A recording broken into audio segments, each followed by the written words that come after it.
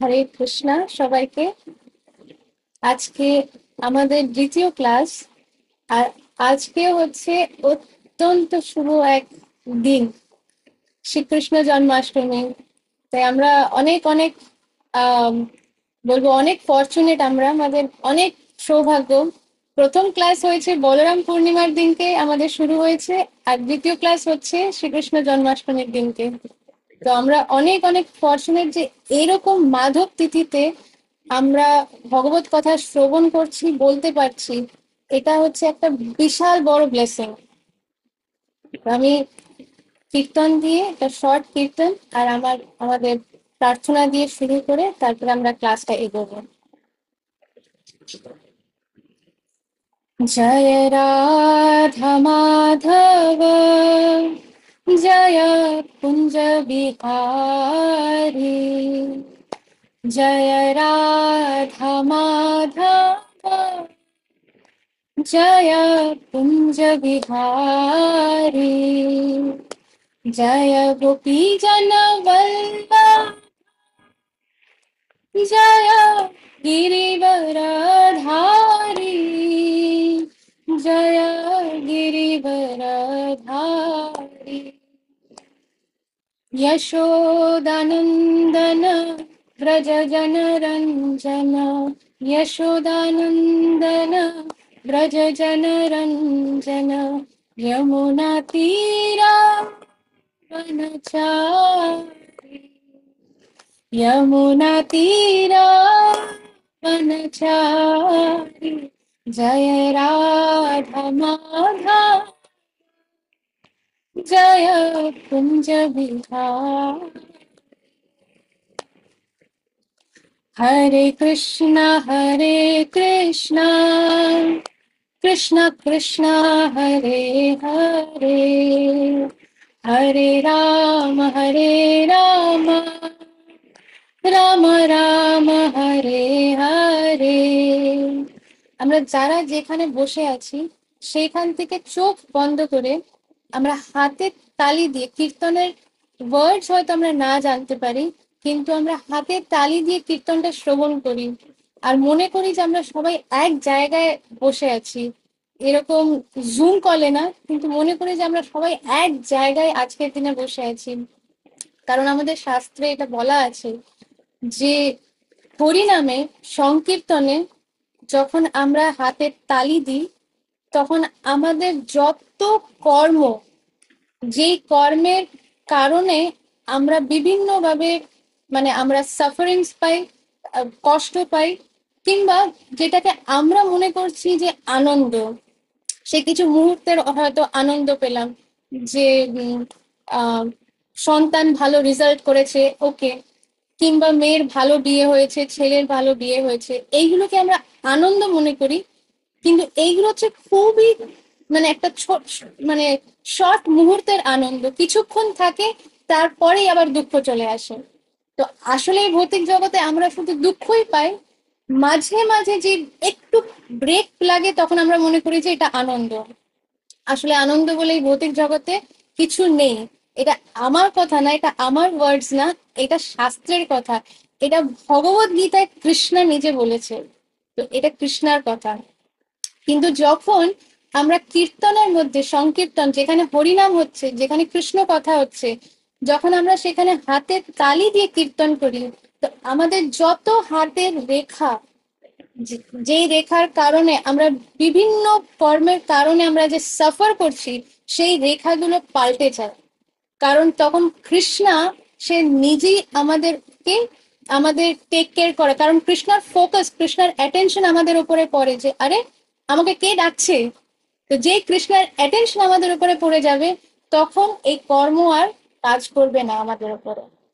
তো আমাদের যত দুঃখ কষ্ট, এগুলো সবকিছুতে থেকে যদি কেউ বেরোতে চায়, এবার যদি কেউ বেরোতে না চায় তাহলে একেবারে তালি বাজাবেন না, দু হাত একদম আলাদা রাখবেন।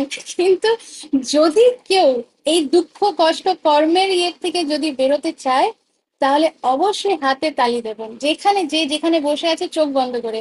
আর যদি জোরে তালি দেওয়া সম্ভব না হয় তাহলে আস্তে আস্তে মনে মনে তো জোরে তালি দিতেই পারি, মনটা কে আটকাতে পারবে, তো মনে মনে তো জোরে দিতেই পারি। বাহ্যিক দিক থেকে, এক্সটার্নাল দিক থেকে আমরা আস্তে আস্তে নয় দিলাম। হরে কৃষ্ণা কৃষ্ণ কৃষ্ণ হরে হরে, হরে রাম রাম রাম হরে হরে। জয় প্রভুপদা, জয় প্রভুপদা, প্রভুপদা, জয় প্রভুপদা, জয় গুরুদেবা, জয় গুরুদেবা, গুরুদেবা, জয় গুরুদেবা। নিতাই গৌর হরি বল, হরি বল, নিতাই গৌর হরি বল। श्री श्री हरिनाम संकीर्तन की जय। ओम अज्ञानतिमिरन्धस्य ज्ञानाञ्जनशलाखया चक्षुरुन्मिलितं येन तस्मै श्रीगुरवे नमः। मूकं करोति वाचालं पङ्गुं लङ्घयते गिरिं, यत्कृपातमहं वन्दे श्रीगुरुं दीनतारिणं। परमानन्दमाधवं श्रीचैतन्य ईश्वरं। हरि ओम तत्सत्। नमो ओम विष्णुपादाय कृष्णपृष्ठाय भूतले श्रीमते जय पताका स्वामी इति नामिने। नमो आचार्य पादाय निताई कृपा प्रदायिने, गौर कथा धामदाय नगर ग्राम तारिणे। नमो ओम विष्णुपादाय कृष्णपृष्ठाय भूतले श्रीमते भक्ति वेदांत स्वामी इति नामिने। नमस्ते सारस्वत देवे गौरवाणी प्रचारिणे, निर्विशेष शून्यवादी पाश्चात देश तारिणे। जय श्री कृष्ण चैतन्य प्रभु नित्यानंद, श्री अद्वैत गदाधर श्रीवास आदि गौर भक्त वृंद की जय। हरे कृष्णा कृष्णा कृष्णा हरे हरे, हरे राम राम राम हरे हरे। हरे कृष्णा कृष्णा कृष्णा हरे हरे, हरे राम राम राम हरे हरे। हरे कृष्णा कृष्णा कृष्णा हरे हरे, हरे राम राम राम हरे हरे।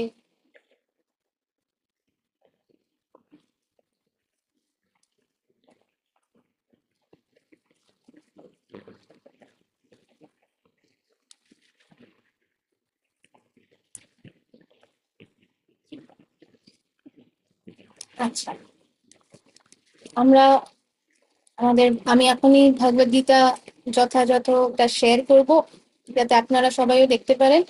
আর আপনারা যারা যেখানে বসে আছেন নিজেদের ভগবদ গীতা কপিটা নিজেদের কাছে রাখবেন, কারণ আমরা স্টাডি করতে চাই, শুধু গো থ্রু না, আমরা অধ্যয়ন করতে চাই। তো সেই কারণে নিজেদের কাছে রাখবে, পেন্সিল রাখবেন যাতে ওখানে আপনি মার্ক করতে পারেন, কারণ আজকে যেটা শুনলাম যদি সেটা মনেই না থাকে তাহলে তো সেটার কোনো লাভ নেই। যাতে আমরা লাভ নিতে পারি সেই কারণে যেটা শুনছি, আর সেটা যাতে পরে বুঝতে পারি, মনে রাখতে পারি, স্টাডি করতে পারি, সেই কারণে বইটা নিজের কাছে রেখে যেখানে দরকার, আপনার যেখানে মনে হলো সেখানে আন্ডারলাইন করা নিজের রেফারেন্সের জন্য। তো আমি আজকে স্টার্ট করবার আগে গত ক্লাসে, আজকে ইমন এখানে নেই, কিন্তু গত ক্লাসে ইমন একটা কোয়েশ্চেন করেছিল। সেটা ছিল যে আমরা তো এই যে ভগবদ গীতা যথাযথ আমাদের শিল প্রভুপাদ দিয়েছেন, যেই কারণে আমরা প্রত্যেকটা সংস্কৃত যে শব্দগুলো সেটার অর্থ, তারপর সেটার অনুবাদ, তারপর তাৎপর্য, এইগুলো আছে বলে আমরা সেইগুলো পড়ে খুব ইজি ওয়েতে আমরা এটা বুঝতে পারি। কিন্তু আমাদের আচার্যরা এটা কি করে বুঝতো, এটা ইমনের প্রশ্ন ছিল আগের ক্লাসে, যেটা আমি অনেক ডিটেলে ডিসকাস করেছিলাম, অনেক পয়েন্টস জানিয়েছিলাম।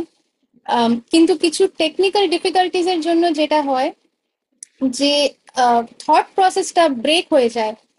তো সেই কারণে যখন, আমি জানি না আপনাদের মধ্যে রেকর্ডিংটা আবার কে শুনেছে, কিন্তু আমি শুনেছি।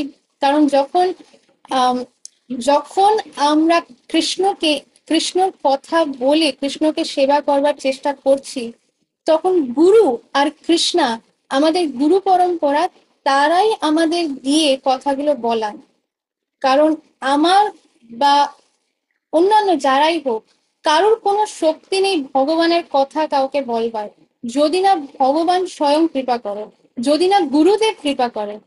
তো অনেক পয়েন্টস ডিসকাস হয়েছিল, কিন্তু যেটা আমি দেখলাম যে একটা মোস্ট ইম্পর্টেন্ট পয়েন্ট যেটা আমার মিস হয়ে গেছিল বলবার জন্য, আর হয়তো এটা কৃষ্ণার কৃপা যে যাতে আমরা এই ক্লাসটা প্রথমেই এই টপিকটা দিয়ে শুরু করতে পারি, তো সেই কারণেই হয়তো সেটা মিস হয়েছে। তো প্রশ্নটা ছিল যে তাহলে আমাদের আচার্যরা এই ভগবত গীতাটা কিভাবে বুঝতেন, বা আমরা যেভাবে গুরু পরম্পরার মাধ্যমে বুঝতি, তো আমাদের আচার্যরা বা যারা আমাদের পূর্বে যারা ভক্তরা ছিলেন তারা কিভাবে এটা বুঝতেন। তো আমাদের ভগবত গীতাতেই এই শ্লোকের মাধ্যমে কৃষ্ণা বলছে, এবং পরম্পরা প্রাপ্ত, এই যে নলেজটা, এই যে জ্ঞানটা, এইটা প্রাপ্ত হয়েছে, এটা এসেছে পরম্পরার মাধ্যমে।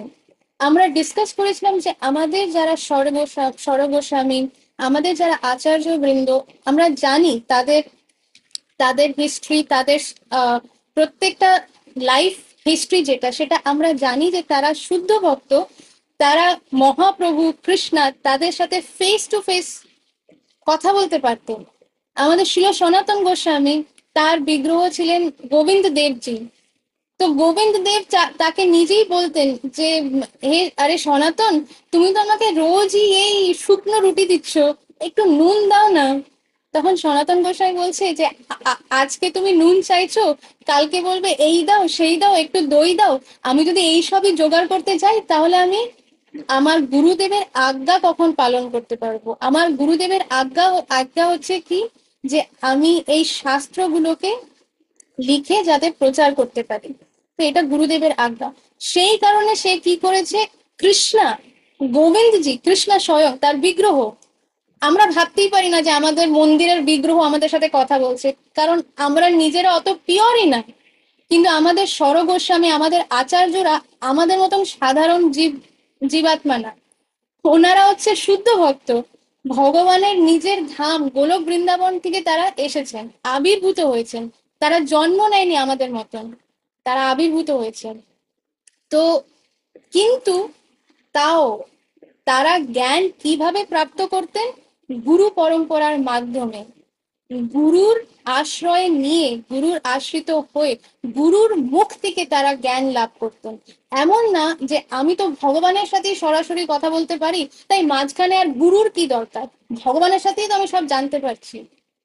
এইটা যদি কারুর মুড হয় যে আমি ভগবানকে আমার মতন ভালোবাসি, আমার মাঝখানে আর কাউকে দরকার নেই, আমি জানি ভগবানকে কিভাবে দেখতে হয়, আমি আমার মতন করছি, এইটা যদি কারুর মুড হয়, তাহলে ভগবান তাকে গ্রহণ করতে পারবে না। এবার সবার প্রশ্ন হতে পারে, ও মা এটা মানে কি, এটা আবার কি কথা? এটার মানে হচ্ছে যে তার মানে আমাদের মধ্যে হিউমিলিটি নেই।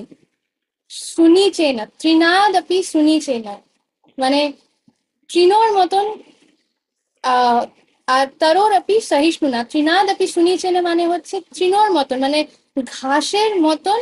শুনিছেন, শুনিছেন মানে হচ্ছে আহ হিউমিলিটি, বিনম্রতা। এটা জানা যে আমি আমি সব থেকে ওপরে না। এই ভৌতিক জগতের মুড হচ্ছে যে আমি হচ্ছি বস, আমি যেটা চাই, আমি যেটা বলবো সেই রকম ভাবেই যাতে সবাই চলে। এইটা হচ্ছে ভৌতিক জগতের মুড। কিন্তু কৃষ্ণার জগতের মুড কি? আমি দাসের দাস হতে চাই, আমি বস হতে চাই না। দাস, আমি দাসের দাসের দাস হতে চাই। এইরকম যখন কারুর মুড হবে, তখন সে একজন গুরুকে মানতে পারবে, নিতে পারবে। আর তখন যখন সে এক, আর গুরু নেওয়া মানে কি, গুরু কিন্তু যেমন তেমন না, পানের দোকান থেকে পান খাচ্ছে, সিগারেট খাচ্ছে, পান খেতে খেতে ভগবানের কথা বলছি আমি, এইটা গুরু না। এটা দেখতে গেলে এটা আসলে গরু। গরু তো খুব ভালো, কিন্তু এ কোনো গুরু হতে পারে না যার নিজের ইন্দ্রিয়র মধ্যে কোনো রকম আহ কি বলে সংযম নেই, মানে সে নিজেকেই কন্ট্রোল করতে পারছে না। একটু মাছ খাইতো, একটু মাংস খাইতো, এই খাইতো ওই খাইতো। যদি এই গুরু যদি এরকম হয়, সে তো নির্ঘাত নরকে যাবেই। তার সাথে যেই সোকল শিষ্য যারা এরকম গুরুকে গ্রহণ করেছে তাদেরকে নিয়ে যাবে, মানে সেখানে গিয়ে তারা, ওখানে গিয়ে তাদের সংগঠন চলবে, মার খাওয়ার সংগঠন চলবে নরকে গিয়ে। তো আমাদের বুঝতে হবে যে সঠিক গুরু মানে কি। আর আরেকটা হচ্ছে যে যখন সঠিক গুরু আমরা জানবো যে ইনি হচ্ছেন বোনাফাইড গুরু, তখন সেই গুরুকে গ্রহণ করা, সেই সেই গুরুদেবের আশ্রয় নেওয়া, তার শেল্টারে থেকে তার কাছে নিজেকে সারেন্ডার করা, আত্মনিবেদন। তো যখন আমরা নিজেদেরকে এক সৎ গুরুর চরণে যখন নিজেদেরকে সারেন্ডার করতে পারবো, তখন আমরা তার থেকে জ্ঞান লাভ করতে পারবো। ততক্ষণ আমরা কোনো জ্ঞান লাভ করতে পারবো না। হতে পারে যে আমরা ভগবত গীতা পড়ছি বা অন্য অন্য অনেক বই পড়ছি ভগবানের এই সেই, কিন্তু অ্যাকচুয়ালি আমরা কোনো দিকেই এগোচ্ছি না। আমাদের মনে হতে পারে যে আমরা অনেক এগিয়ে গেছি, কিন্তু ভগবানের নজরে আমরা কোথাও এগোচ্ছি না। তো এইটাই হচ্ছে যেটা ভেরি ইম্পর্টেন্ট পয়েন্ট, যেটা লাস্ট ক্লাসে আমি মিস করে গেছি। যেই কারণে আমাদের প্রত্যেকটা ক্লাস ইম্পর্টেন্ট। যে আগের ক্লাসে যারা জয়েন করেছে তারা তারা জানবে যে আমি কি কথা বলছি। যে ইমন যে প্রশ্নটা করেছিল যে আমাদের আচার্যরা কিভাবে এই জ্ঞান লাভ করতো, তখন আমি আমাদের গুরু পরম্পরা যে ভগবদ গীতা যথাযথতে আমাদের পুরো গুরু পরম্পরার লিস্ট দেওয়া আছে, স্টার্টিং ফ্রম কৃষ্ণার থেকে শুরু করে শিল প্রভুপাদ অব্দি কারা কারা আছে, এই পুরো লিস্ট দেওয়া আছে ভগবদ গীতা যথাযথ। তো আমি সেখান থেকে এটা বুঝিয়েছিলাম, কিন্তু এই পয়েন্টটা আমার মিস হয়ে গেছিল যে গুরুর মাধ্যমে তারা জ্ঞান লাভ করছে। যেরকম শিলা রূপ গোস্বামী, শিলা সনাতন গোস্বামী, তারা শ্রী চৈতন্য মহাপ্রভুর শিষ্য ছিলেন। ওনারা পুরো আমাদের গ্রন্থ আছে রূপ সনাতন শিক্ষার ওপরে, যে মহাপ্রভু তাদেরকে কি শিক্ষা দিয়েছেন, আর তারপর সেই শিক্ষায় শিলা রূপ গোস্বামী আর শিলা সনাতন গোস্বামী সবাইকে দিয়েছেন।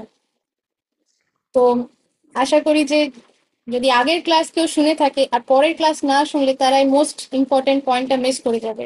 কিন্তু আপনারা যারা আগের ক্লাসেও ছিলেন এই ক্লাসেও আছেন, তারা এই পয়েন্টটা এবার জানবেন। তাই জন্য এটা শেয়ার করা। এবার আমি ভগবত গীতার এটা শেয়ার করছি স্ক্রিনটা। আচ্ছা, সবাই একটু জানাবেন যে আমার এই স্ক্রিনটা দেখা যাচ্ছে কিনা।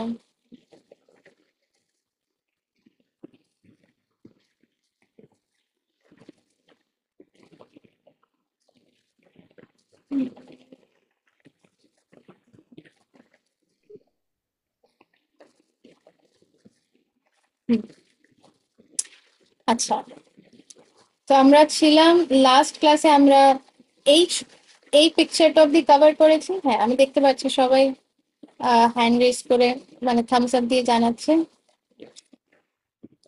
তো আমরা লাস্ট ক্লাসে এই যে রাইট সাইডে যে ছবিটা আছে সেটা কভার করেছিলাম। আজকে আমরা লেফট সাইডে, আমাদের ফার্স্ট লেফট সাইডে যে ছবিটা, দুটো পাখি, তো এইটা এর মধ্যে যদি আমরা এই ছবিটাকে খুব কেয়ারফুলি নোটিস করি, খুব কেয়ারফুলি ছবিটাকে দেখবেন। আমি আচ্ছা, ছবিটা কি ক্লিয়ারলি সবাই দেখতে পাচ্ছে যে দুটো পাখি বসে আছে? একটা পাখি একেবারে শান্ত হয়ে বসে আছে, অন্য পাখিটা গাছের ফলটা খাচ্ছে। এটা কি ক্লিয়ারলি স্ক্রিনে দেখা যাচ্ছে তো? হুম। তো এবার একটা পাখির তলায় একটা ছবির মধ্যে দেওয়া আছে যে একটা মেয়ে আর একটা লোক আছে। আবার অন্য পাখির তলায় আমরা দেখতে পাচ্ছি বিষ্ণুকে। হ্যাঁ। তো এই ছবিটার মানেটা কি, তাৎপর্যটা কি? তো শাস্ত্রের মধ্যে এই ছবির বর্ণনা দেওয়া আছে। যেরকম এই গাছের মধ্যে দুটো পাখি, আর গাছের ফল খাচ্ছে তার মধ্যে থেকে শুধু একটা পাখি। অন্য পাখিটা কিন্তু শুধু দেখছে সবকিছু, সে কোনো ফল খাচ্ছে না।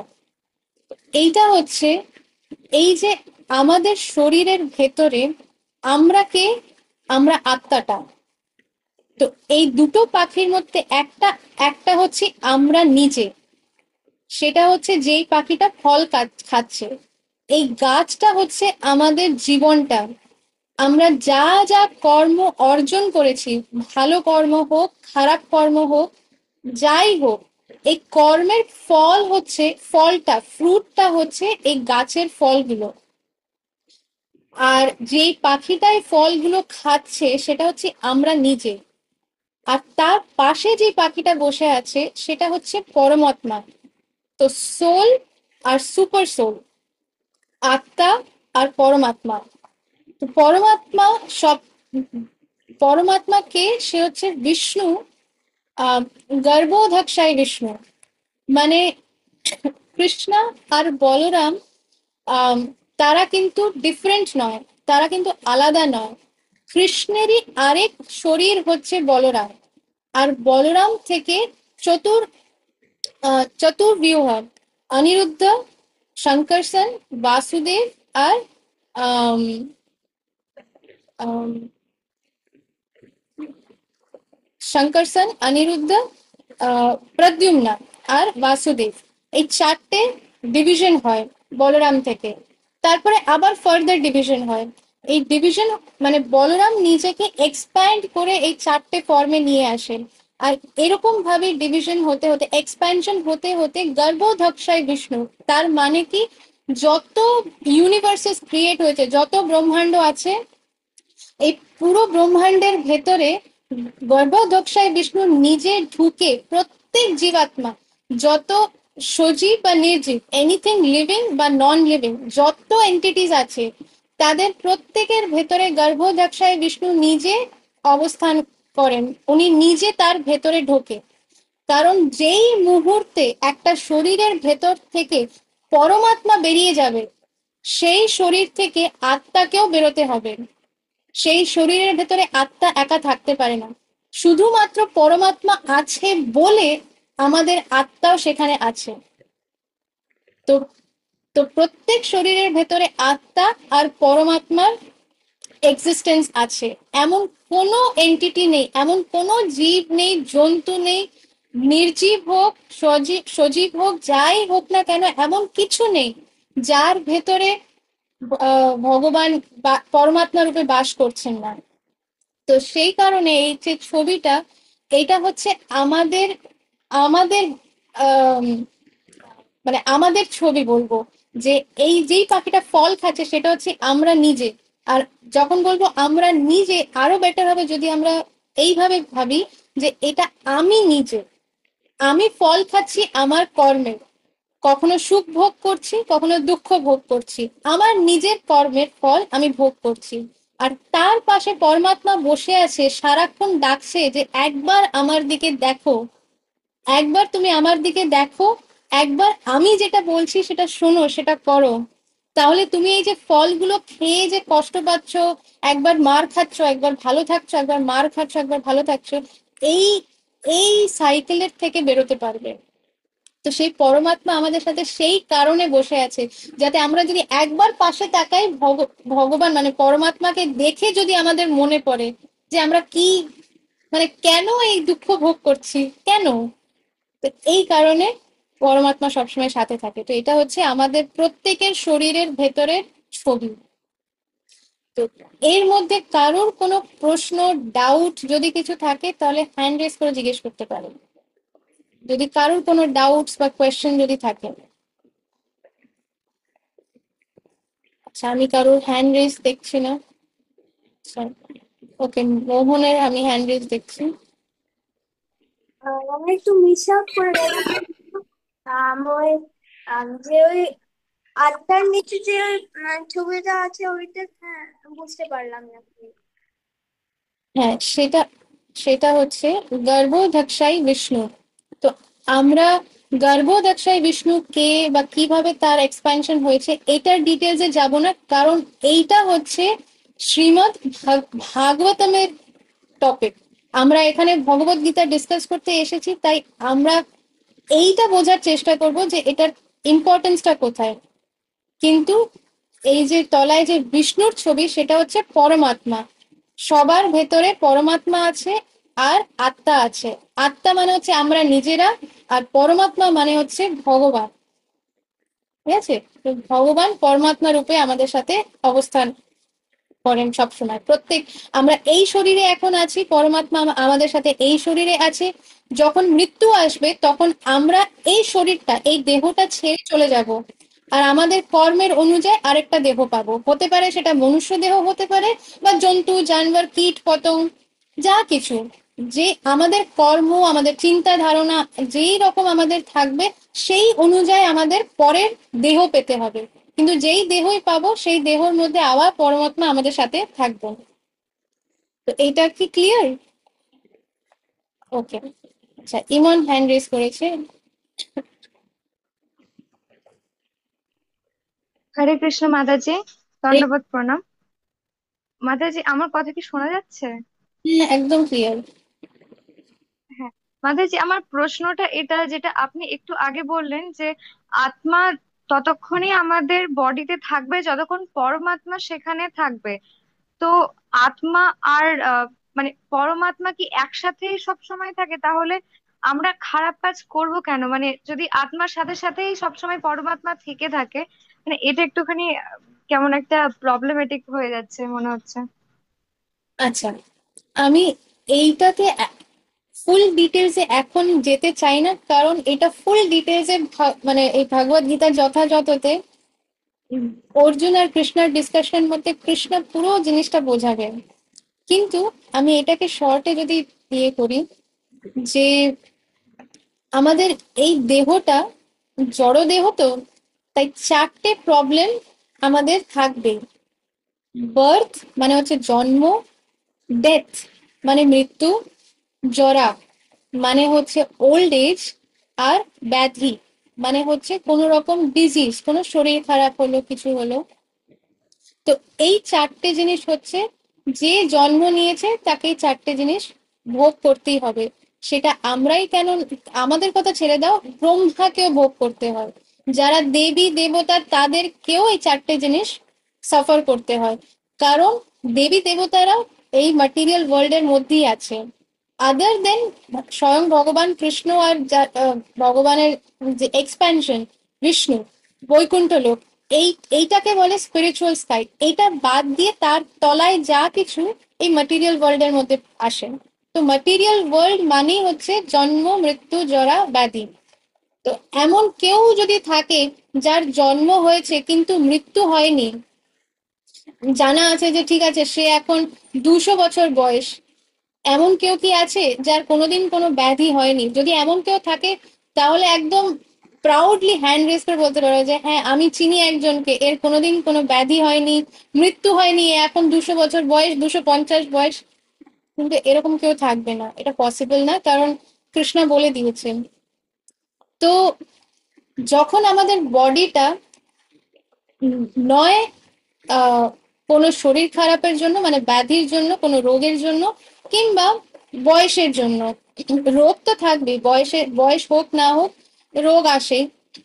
তো রোগের জন্য বা বয়সের জন্যই হোক, যখন দেহটা একেবারে আর কোনো কর্ম করবার অবস্থায় থাকে না, তখন আহ, আমাদের যে মানে আমরা নিজেরা যে আত্মা, সেই আত্মা, যেই তো আত্মার আহ, মানে আত্মার লক্ষণ কি, যে সে হচ্ছে সবসময় কোনো না কোনো অ্যাক্টিভিটি করতে চায়। আমরা যদি নিজেরা চেষ্টা করি যে না, 2 ঘন্টা আমি একদম মানে মেডিটেট করতে বসবো, কোনো চিন্তা ধারণা করব না, এটা ভীষণ ডিফিকাল্ট, পসিবলই না। তো আত্মার আহ কি বলে, আহ মানে আত্মার যে বাংলাতে বাংলা ওয়ার্ডটা আমি বুঝতে পারছি না, কিন্তু আম, মানে আত্মা সবসময় চাইবে, মানে আমরা সবসময় চাইবো কিছু না কিছু করতে। আমরা না চাইতেও আমাদের মাইন্ডের মধ্যে কত রকম থটস আসবে, কিন্তু যখন আমাদের বডিটা একেবারে মানে অকেজো হয়ে যাবে, তখন ওই সময় আমাদের আত্মার এই বডিতে থাকতে পারবে না। তাই জন্য পরমাত্মা কি করে, ওই বডির থেকে বেরিয়ে যায়। আর আত্মার কর্মের অনুযায়ী তখন সে নিজে যেই শরীরটা পাবে, সেই শরীরের মধ্যে আবার পরমাত্মা সেখানে আবার এন্টার করবে তার সেই আত্মার সাথে। এবার প্রশ্নটা হচ্ছে যে পরমাত্মা যখন সাথেই বসে আছে তখন কেন কেউ বাজে কাজ করে? তো পরমাত্মা সাথে বসে আছে, আর আমাদের ভেতরে আহ দুটো জিনিস থাকে। একটা হচ্ছে ফ্রি উইল, মানে নিজের ইচ্ছে অনুযায়ী কিছু করা। আর আরেকটা হচ্ছে কনসিয়াসনেস। কনসিয়াসনেস মানে হচ্ছে চেতনা। তো আমরা বলতে পারি, এরকম ভাবে বুঝতে পারি যে একটা ভালো কুকুর আছে আর একটা বাজে কুকুর আছে আমাদের ভেতরে। মানে যেরকম দানব আর আহ, দেবতা যেরকম দুটো পক্ষ, সেরকম কলিযুগের মধ্যে সেই দুটো পক্ষ আমাদের ভেতরেই আছে, দানবও আছে দেবতাও আছে। তো গুড ডগ ব্যাড ডগ, ভালো কুকুর বাজে কুকুর। তো এবার ভালো কুকুরটা আমাদের হয়তো ভেতর থেকে বলছে যে এই কাজটা করো না, এই কাজটা করো না, এই জিনিসটা খেও না, হ্যাঁ, বা এই জায়গায় যেও না।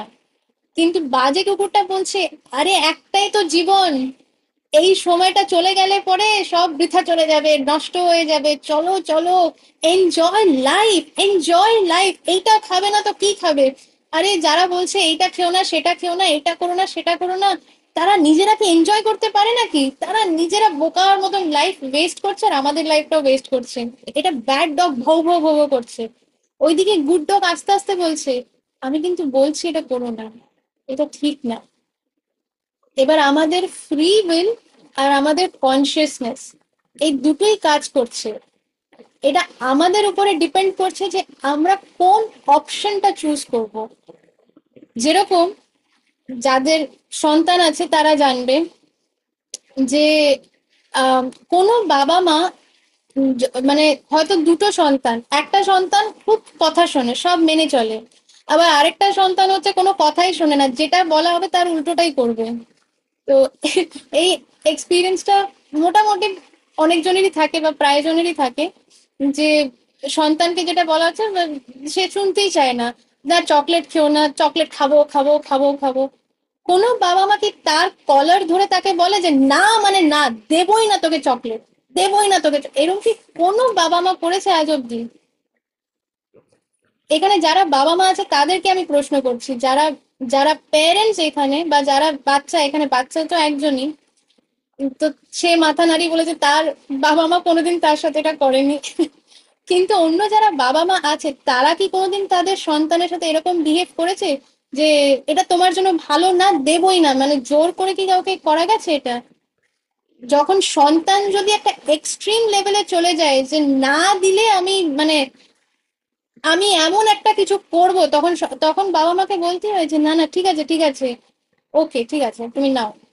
কারণ বাবা মা বুঝতে পারছে যে এই সন্তান একেবারে ভুল পথে চলে গেছে, একে বলে কোনো লাভ নেই। তো পরমাত্মারও সেরকম।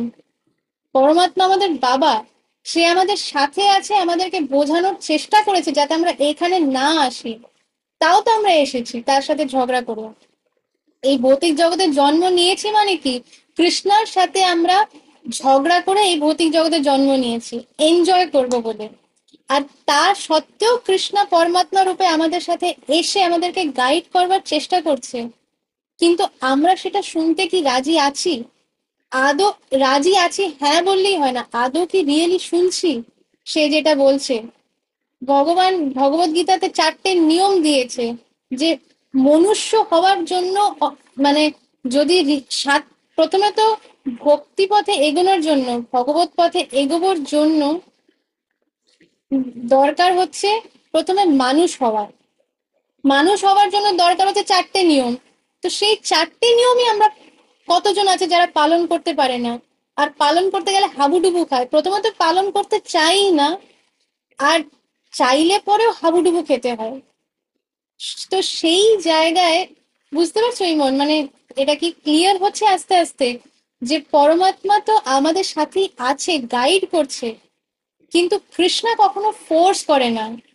যেরকম ম্যাটেরিয়াল ওয়ার্ল্ডেও কোনো বাবা মা কাউকে ফোর্স করতে পারে না, অ্যাট দ্য মোস্ট বোঝাতে পারে, মারও হয়তো দিল, হয়তো মার দিল, কিন্তু মার খাওয়ার পরেও যদি বাচ্চা শুনতে বা মানতেই যদি রাজি না হয়, এক্সট্রিম সিচুয়েশন, এক্সট্রিম লেভেলে চলে যায়, তখন বাবা মায়ের কাছে কোনো অপশন থাকে না।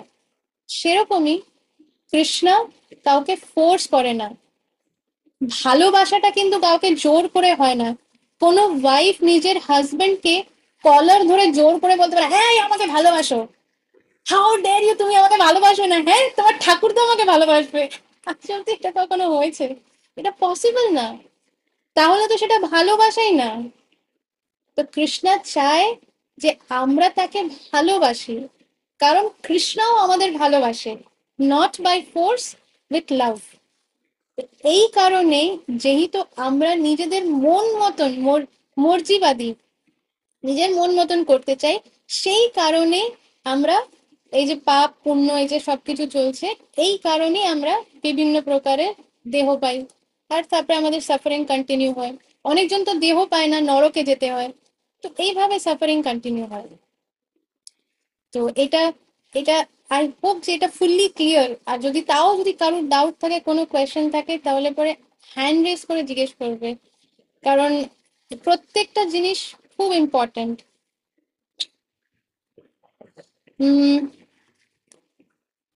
ঠিক আছে, রথিকা মাতাজি, আমাদের রীতা মাতাজি, সবাইকে এটা বুঝতে পারছে? ক্লিয়ার?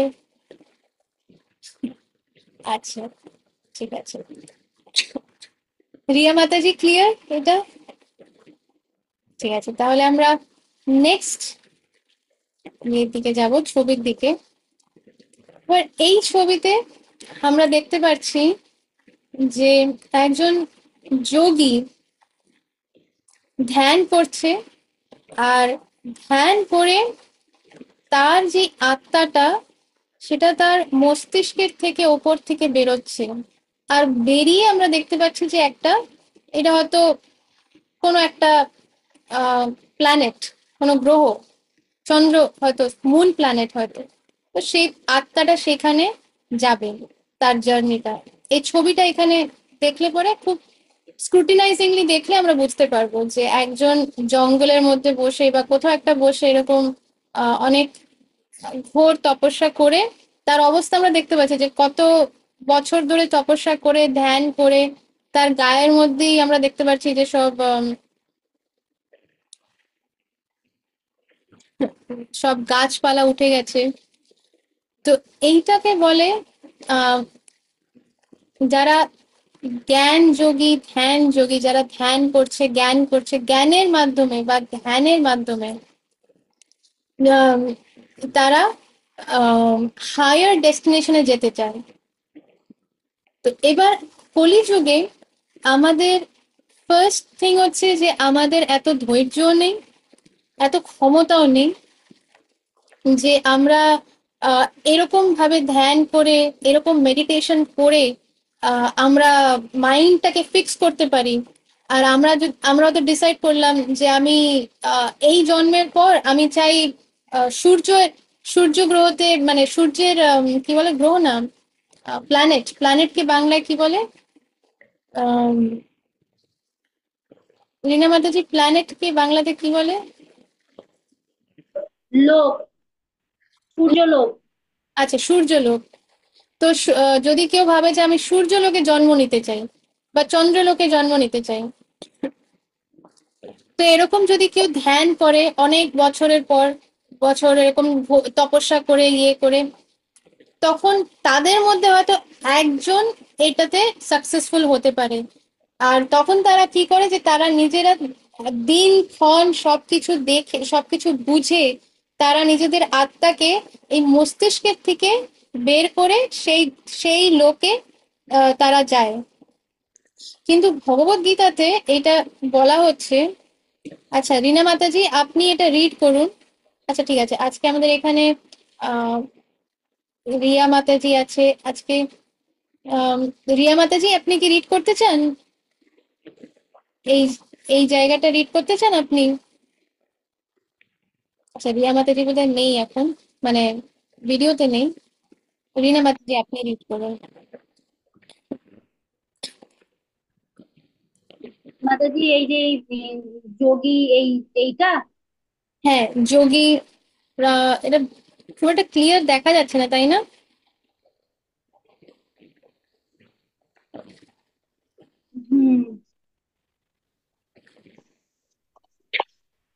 লেখাটা স্পষ্ট নয়। স্পষ্ট নয়। প্রাণ, আচ্ছা যেটুকু পড়া যাচ্ছে মাধ্যমে, মোহন করতে পারবেন? হ্যাঁ, Okay, আমার কাছে গ্রন্থটা তো আছে। ঠিক আছে, ঠিক আছে, আনমিউট করে পড়ো মোহন। যোগী প্রাণায়ামের সাহায্যে শ্বাসচক্রের মাধ্যমে প্রাণবায়ুকে আজ্ঞা চক্রের উত্তোলন করতে পারেন। তারপর ব্রহ্মরূপ ব্রহ্ম আগে আমরা একটু বুঝি যে যোগী এটা কি, প্রাণায়ামের মাধ্যমে, প্রাণায়ামের সাহায্যে, তো এই যে উম, প্রাণবায়ু মানে হচ্ছে আমাদের লাইফ সোর্স বা আমাদের প্রাণ, যেটা আমাদের আত্মা, যেটা সেই প্রাণ। আজ্ঞা চক্র মানে হচ্ছে এই আটটা চক্র হয় বোধহয়। আটটা চক্রের মধ্যে সব থেকে উপরে যেটা, সেটা হচ্ছে আজ্ঞা চক্র। সেই ব্রহ্ম তালুক সেই জায়গার থেকে এই যোগীরা যারা প্রাণায়ামের মাধ্যমে তারা এখান থেকে নিজের প্রাণ বায়ুকে বের করতে পারে, আর বের করে তারা ব্রহ্মলোক বা অন্য এরকম বিভিন্ন লোকে তারা যেতে পারে। মোহন আগে পড়ো। তারপর তারপর ব্রহ্মাণ্ড ভেদ করে তিনি জড় জগতের যে কোনো গ্রহলোক যেতে পারেন, আহ, অথবা চিন্ময় জগৎ ফিরে যেতে পারেন। হুম, তো এখানে বলছে যে এইভাবে তিনি যে কোনো গ্রহলোকে যেতে পারেন অথবা চিন্ময় জগতে ফিরে যেতে পারেন। চিন্ময় জগৎ মানে হচ্ছে যেটার কোনো নাশ নেই, চিন্ময়, ইটার্নাল। আর এই এই জগৎটা কি, এটা চিন্ময় জগৎ না, আমরা যেখানে এখন আছি। তো চিন্ময় জগতে ফিরে যেতে পারেন।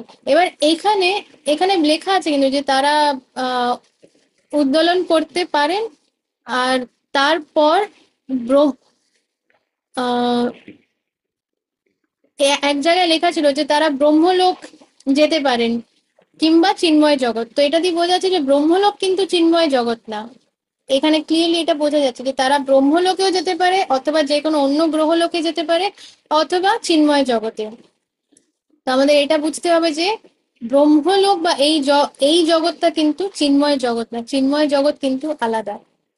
কিন্তু এরকম ভাবে তপস্যা করে, এরকম ভাবে প্রাণায়ামের মাধ্যমে এটা করা খুবই কঠিন। শুধু না, এখন তো দেখতে গেলে এটা হচ্ছে একেবারে ইম্পসিবলই এখনকার দিনে। আর আরেকটা হচ্ছে যে আম, যদি কেউ ব্রহ্মলোকে যায়ও, তাও যেহেতু তাদের মানে তারা মানে কিছু টাইমের জন্য সেখানে থাকতে পারে, কিন্তু যেটা হয় যে তাদেরকে আবার ফল ডাউন করতে হয়। কারণ তাদের আত্মা কোনো না কোনো অ্যাক্টিভিটি করতে চাইবে। কতক্ষণ নিজেকে সব ইন্দ্রিয়কে আটকে কতক্ষণ রাখা যাবে? কিছু খাবো না, কিছু দেখবো না, কিছু শুনবো না, কিছু বলবো না, আরে কতক্ষণ এটা থাকা যাবে? কয়েক বছর থাকা যেতে পারে, তারপরে কোনো না কোনো সময় তো এটা এই জিনিসটার থেকে আমরা বেরিয়ে আসবো, মানে আমরা ফল ডাউন করে যাব। তো আমরা সেই গ্রহলোকের থেকে আবার এই জড় জগতে আবার আমাদের ফিরে আসতে হবে, আর তারপর আবার সেই জন্ম মৃত্যু জরা ব্যাধি এই সাইকেলে আবার গোল গোল ঘুরতে হবে।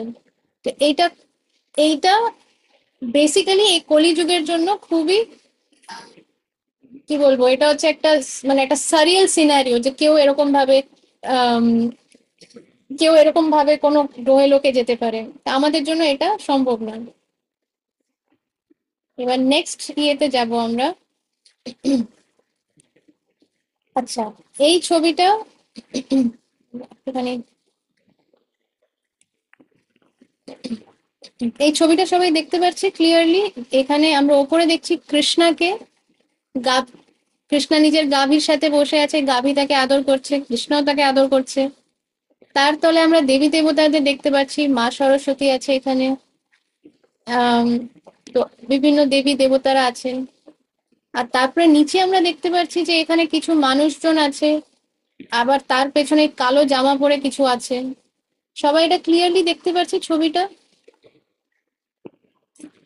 হুম। আচ্ছা, তাহলে এটা কে পড়বে? হ্যান্ড রেজ করতে পারেন, যারা রিড করতে চায় তারা হ্যান্ড রেজ করতে পারে। ঠিক আছে, রিয়া মাতাজিকে আমি আনমিউট করতে পারছি।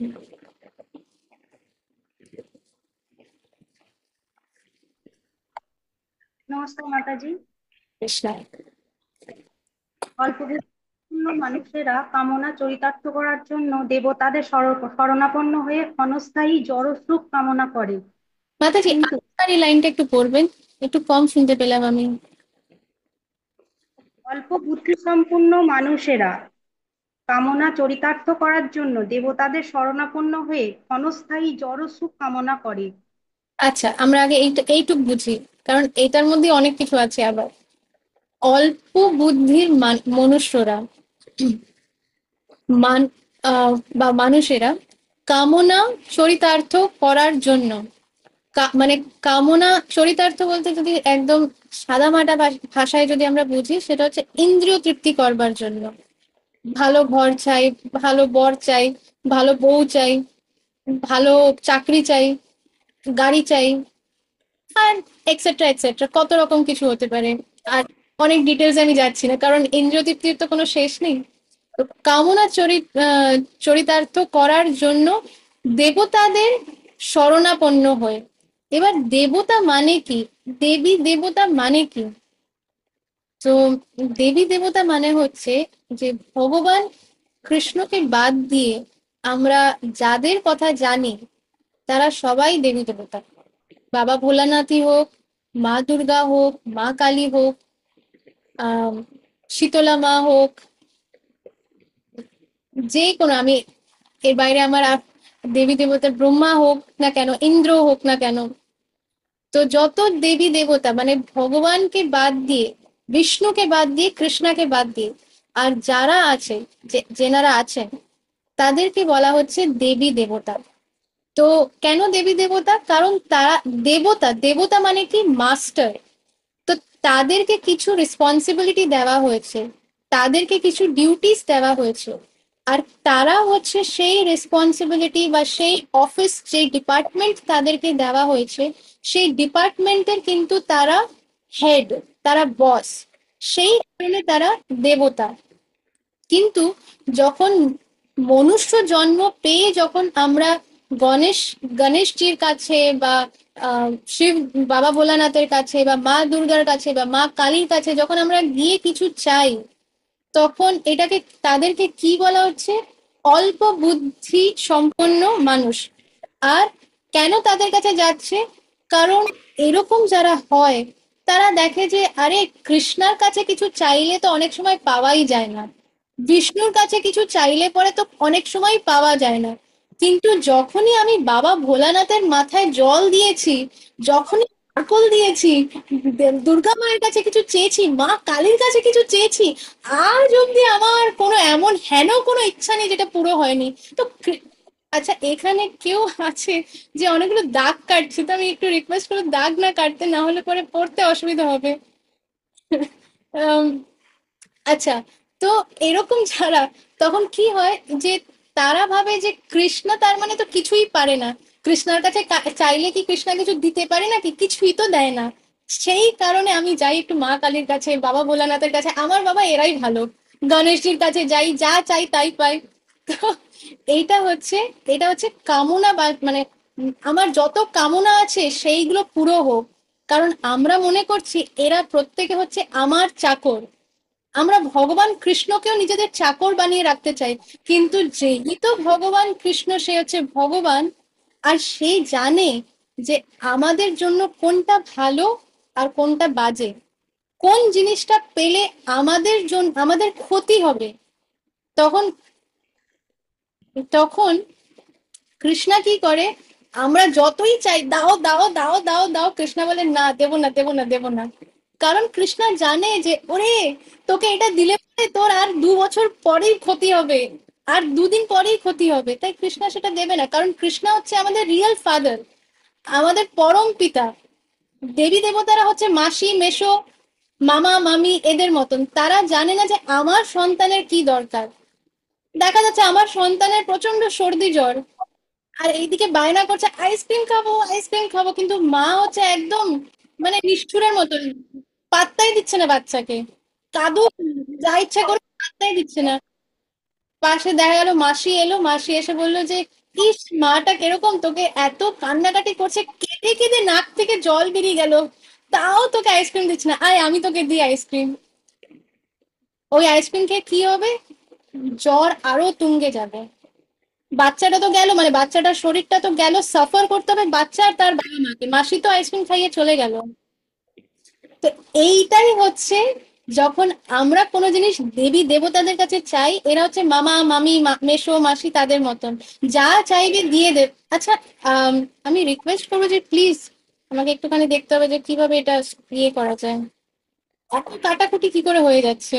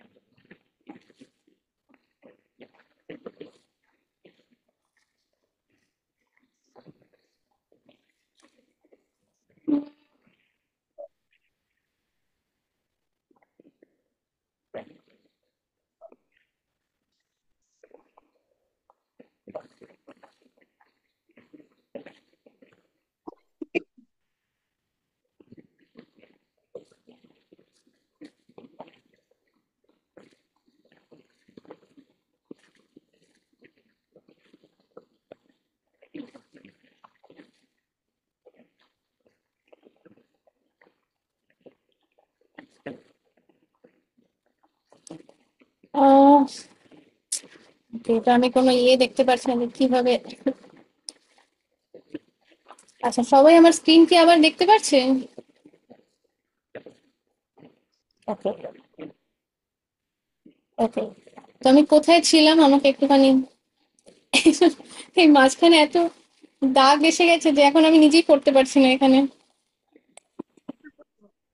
ওই যে দেবতারা হচ্ছেন আমাদের মামা মাসি পিসি এইসব আর কি, তারা। Right, right. তো দেবতারা হচ্ছে এই আমাদের মামা মাসিদের মতন। আচ্ছা, আমার মামি, নিজের মামি এখানে আছে, তাই আমি মামিকে বলবো যে মামি এটা কোনো পার্সোনাল কিছু না, এটা হচ্ছে, এটা বোঝার জন্য আমাদের বুঝতে হবে, এখানে কনটেক্সটটা ইম্পর্টেন্ট, তাই কেউ এটা পার্সোনালি প্লিজ নেবেন না। আমার নিজের মামি এখানে আছে। তো আহ তো তাই জন্য আমাদেরকে বুঝতে হবে কেন, কেন এদেরকে অল্প বুদ্ধি সম্পন্ন কেন বলা হয়েছে, কারণ সেই মানুষেরা বুঝতে পারছে না যে যখন তারা কোনো জিনিস দেবী দেবতাদের কাছে চাইছে, তখন তার সাথে তারা 3 রকমের প্রবলেম নিজেদের দিকে টেনে আনছে। এই যে 3 রকমের কি প্রবলেম, আদি দৈবিক, আদি ভৌতিক, আদি আত্মিক। তো এইরকম 3 রকমের প্রবলেম আমরা টেনে আনছি যখন আমরা কোনো রকম জিনিস যে কোনো দেবী দেবতার কাছে চাইছি। তা কিন্তু কৃষ্ণা, যেহেতু সে হচ্ছে আমাদের পরম পিতা, সে হচ্ছে ভগবান, সে কোনো দেবী দেবতা না, তাই জন্য সে জানে যে আমাদের জন্য কি ভালো আর কি ভালো না। তাই আমরা যতই চাই না কেন, যতই ধমকি দিই না, যতই ঘুষ দিই না কেন, যেটা আমাদের জন্য ভালো না সেটা ভগবান দেবে না, আর যেটা আমাদের জন্য ভালো সেটা অবশ্যই দেবে। কিন্তু সময়টা সেটা ভগবান নিজে ডিসাইড করবে।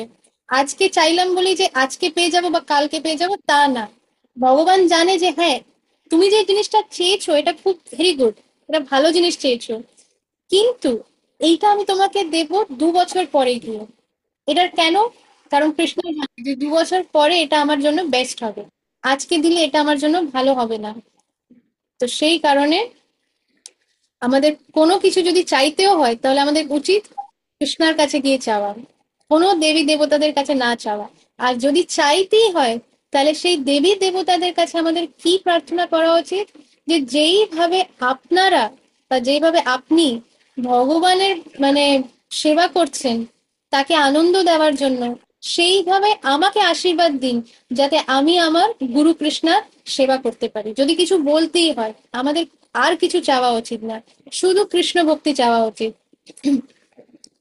তো আচ্ছা মাতাজি, এবার আপনি নেক্সট পার্টটা রিড করুন। কিন্তু প্রকৃতপক্ষে ভগবানের অনুমতি ছাড়া দেবদেবীরা তাদের ভক্তদের কোনো ইচ্ছা পূরণ করতে পারেন না। হুম, কারণ দেব দেবীরা হচ্ছে ভগবানের সার্ভেন্ট। অনেক সময় ম্যাটেরিয়াল ওয়ার্ল্ডে এই ওয়ার্ড সার্ভেন্ট শুনলে পরেই মনে হয় রাম কি বাজে একটা ওয়ার্ড, সার্ভেন্ট। আমি সার্ভেন্ট না, আমি হচ্ছি আমি হচ্ছি মাস্টার। তুমি জানো আমি মানে আমার এডুকেশন কি জানো, আমার কোয়ালিফিকেশন কি জানো, আমি কিরকম চাকরি করেছি জানো, সঙ্গে সঙ্গে আমাদের অহংকার চলে আসে। কিন্তু এটা হচ্ছে ভৌতিক জগতের লক্ষণ। কিন্তু স্পিরিচুয়াল ওয়ার্ল্ডে ভগবান কৃষ্ণ বাদ দিয়ে যারাই আছে তারা সবাই হচ্ছে ভগবানের নিত্য দাস। তো আহ তো কি জানো ওয়ার্ডসটা চৈতন্য চরিতামৃত থেকে, আহ কৃষ্ণ কৃষ্ণ ছাড়া আর সব, কৃষ্ণ স্বয়ং ভগবান আর সব ভৃত্য। ভৃত্য মানে হচ্ছে তার সার্ভেন্ট। তো ভগবানের সবাই হচ্ছে সার্ভেন্ট, আর দেব দেবীরাও ভগবানের সার্ভেন্ট। তো সার্ভেন্টের কি মানে যদি মালিক যদি না বলে যে তুমি, তোমাকে আমি এই আম, এটা অ্যালাউ করছি, এই পারমিশনটা দিচ্ছি, তাকে যদি মালিক যদি অ্যালাউ না করে তাহলে সার্ভেন্ট সেই কাজটা করতে পারবে না। তো কৃষ্ণ ভগবান যতক্ষণ দেব দেবীদেরকে অ্যালাউ করছে না, যখন আমরা কিছু চাইছি তখন আমরা তো দেব দেবীর কাছে চাইলাম, সেই দেবতা বা সেই দেবী তারা যায় ভগবানের কাছে জিজ্ঞেস করতে যে আমি কি তাকে এটা দিতে পারি। ভগবান যদি পারমিট করে যে হ্যাঁ দিতে পারো, তখনই তারা সেটা দেয়। তাছাড়া তাদের কাছে পারমিশন নেই সেটা দেওয়ার।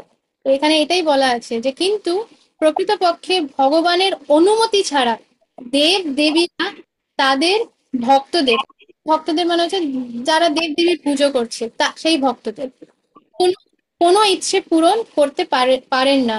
তাই জন্য আমাদের এটাও বোঝা উচিত যে আজ অব্দি আমরা যত দেব দেবীর কাছে যদি কিছু চেয়েছি আর সেটা পূরণ হয়েছে, তাহলে আমাদের বোঝা উচিত যে এটাও কিন্তু কৃষ্ণের কৃপা। কৃষ্ণ অ্যালাউ না করলে আমরা সেটা পেতাম না। তো এবার এই যে ছবিটা এত লাল কাটাকুটি হয়ে গেছে যে ছবিটা ঠিক করে দেখ, সবাই ছবিটা ঠিক করে দেখতে পাচ্ছে তো, ক্লিয়ার তো? আচ্ছা, তো এই ছবিটার মধ্যে আমরা অ্যাকচুয়ালি কি দেখছি, এই যে কালো জামা পরে যে কঙ্কালটা সেটা হচ্ছে মৃত্যু। যখন এটা হচ্ছে এটা দেখাচ্ছে মৃত্যুকে। আর মৃত্যুর সময় কি হচ্ছে, আমরা যে আমাদের ক্ষুদ্র কামনা বাসনা যেই আমরা এই দেব দেবীদের কাছে যা কিছু চেয়েছি, যে ভালো গান গায় সে হয়তো মা মা সরস্বতীর কাছে চেয়েছে যে আমাকে ভালো গলা দাও, আমার যাতে খুব নাম হয়, সুনাম হয়, সবাই যাতে আমার গান শুনে মুগ্ধ হয়ে যায়। বা কেউ যদি পড়াশোনায় খুব ভালো, তখন সে মা সরস্বতীর কাছে চায় যে হে মা সরস্বতী, আমি পড়াশোনায় না ভালো করতে চাই, যাতে সবাই আমাকে আমার বাহবাহি করে, কি ভালো পড়াশোনায়, বড় হয়ে যাতে আমি ভালো চাকরি করতে পারি। তো এরকম ধরনের যখন কেউ জিনিসপত্র চায়, ভালো চাকরি, ভালো মাইনা দাও, ভালো টাকা পয়সা দাও, এইগুলো কি হয়, যখন মৃত্যু আসে তখন সেই মৃত্যু সেটা ছিনে নিচ্ছে, সেটাকে স্ন্যাচ করে নিচ্ছে, সব ছিনে যাচ্ছে। কেউ হয়তো ভালো বউ চেয়েছে, সুন্দরী বউ চেয়েছে, কিন্তু মৃত্যু এলে সেই বউ চলে যাচ্ছে, তখন সে কান্নাকাটি করছে। কেউ হয়তো আহ কি চেয়েছে এটা বুঝতে পারছি না নিচে।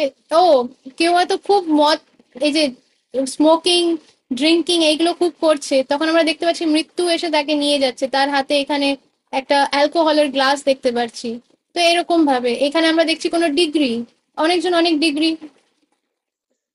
তা বলে কি আমরা পড়াশোনা করব না? না, অবশ্যই আমরা পড়াশোনাও করব, আমরা ডিগ্রিও নেব, কিন্তু এটার পারপাসটা কি হওয়া উচিত, এই পারপাসটা আমাদের ক্লিয়ার থাকা উচিত, আমরা কেন করব। আর এই পারপাসটা, এই ক্ল্যারিটিটা পাবো আমরা এই ভগবদ্গীতা যথাযথ পড়ে। আজকে আইআইটিতে, অল আইআইটিস, নট অনলি ইন্ডিয়া, বিদেশেও যত ইন্টারন্যাশনাল ইউনিভার্সিটিস আছে সেখানে এই ভগবদ্গীতা যথাযথ পড়ানো হচ্ছে। আর এটা এমন না যে কোনো মানে শুধু পড়ানোর জন্য পড়ানো না, বিকজ এটা প্র্যাকটিক্যাল লাইফে আমাদের বলে দেবে যে আমাদের কি করা উচিত, কি করলে পরে আমরা রাইট ডাইরেকশনে হ্যাপি থাকতে পারবো, আর কি কি করলে আমরা রং ডাইরেকশনে দুঃখী থাকবো। এটার ক্ল্যারিটি দিয়ে দেবে এই ভগবদ্গীতা। তো এই পিকচারটার মধ্যে কারোর কোনো ডাউট, কোনো কোয়েশ্চেন, তাহলে হ্যান্ড রেজ করতে পারো। যদি কোনো ডাউট, কোনো কোয়েশ্চেন না থাকে, তাহলে আমরা এগিয়ে যাবো। আমি যেহেতু শ্রীমন্ত প্রভু, অনুভব প্রভুকে দেখতে পাচ্ছি না, ইভেন রীতা মাতাজিকে দেখতে পাচ্ছি না, তাই জন্য আমি সবাইকে, বাকি সবাই মোটামুটি আছে ইয়েতে। তো যদি কারো ডাউট থাকে তাহলে পরে ডিজিটালি হ্যান্ড রেজ করতে পারো, আদারওয়াইজ আমরা এগিয়ে যাব, বা থামস আপ দিতে পারো যদি সব ক্লিয়ার।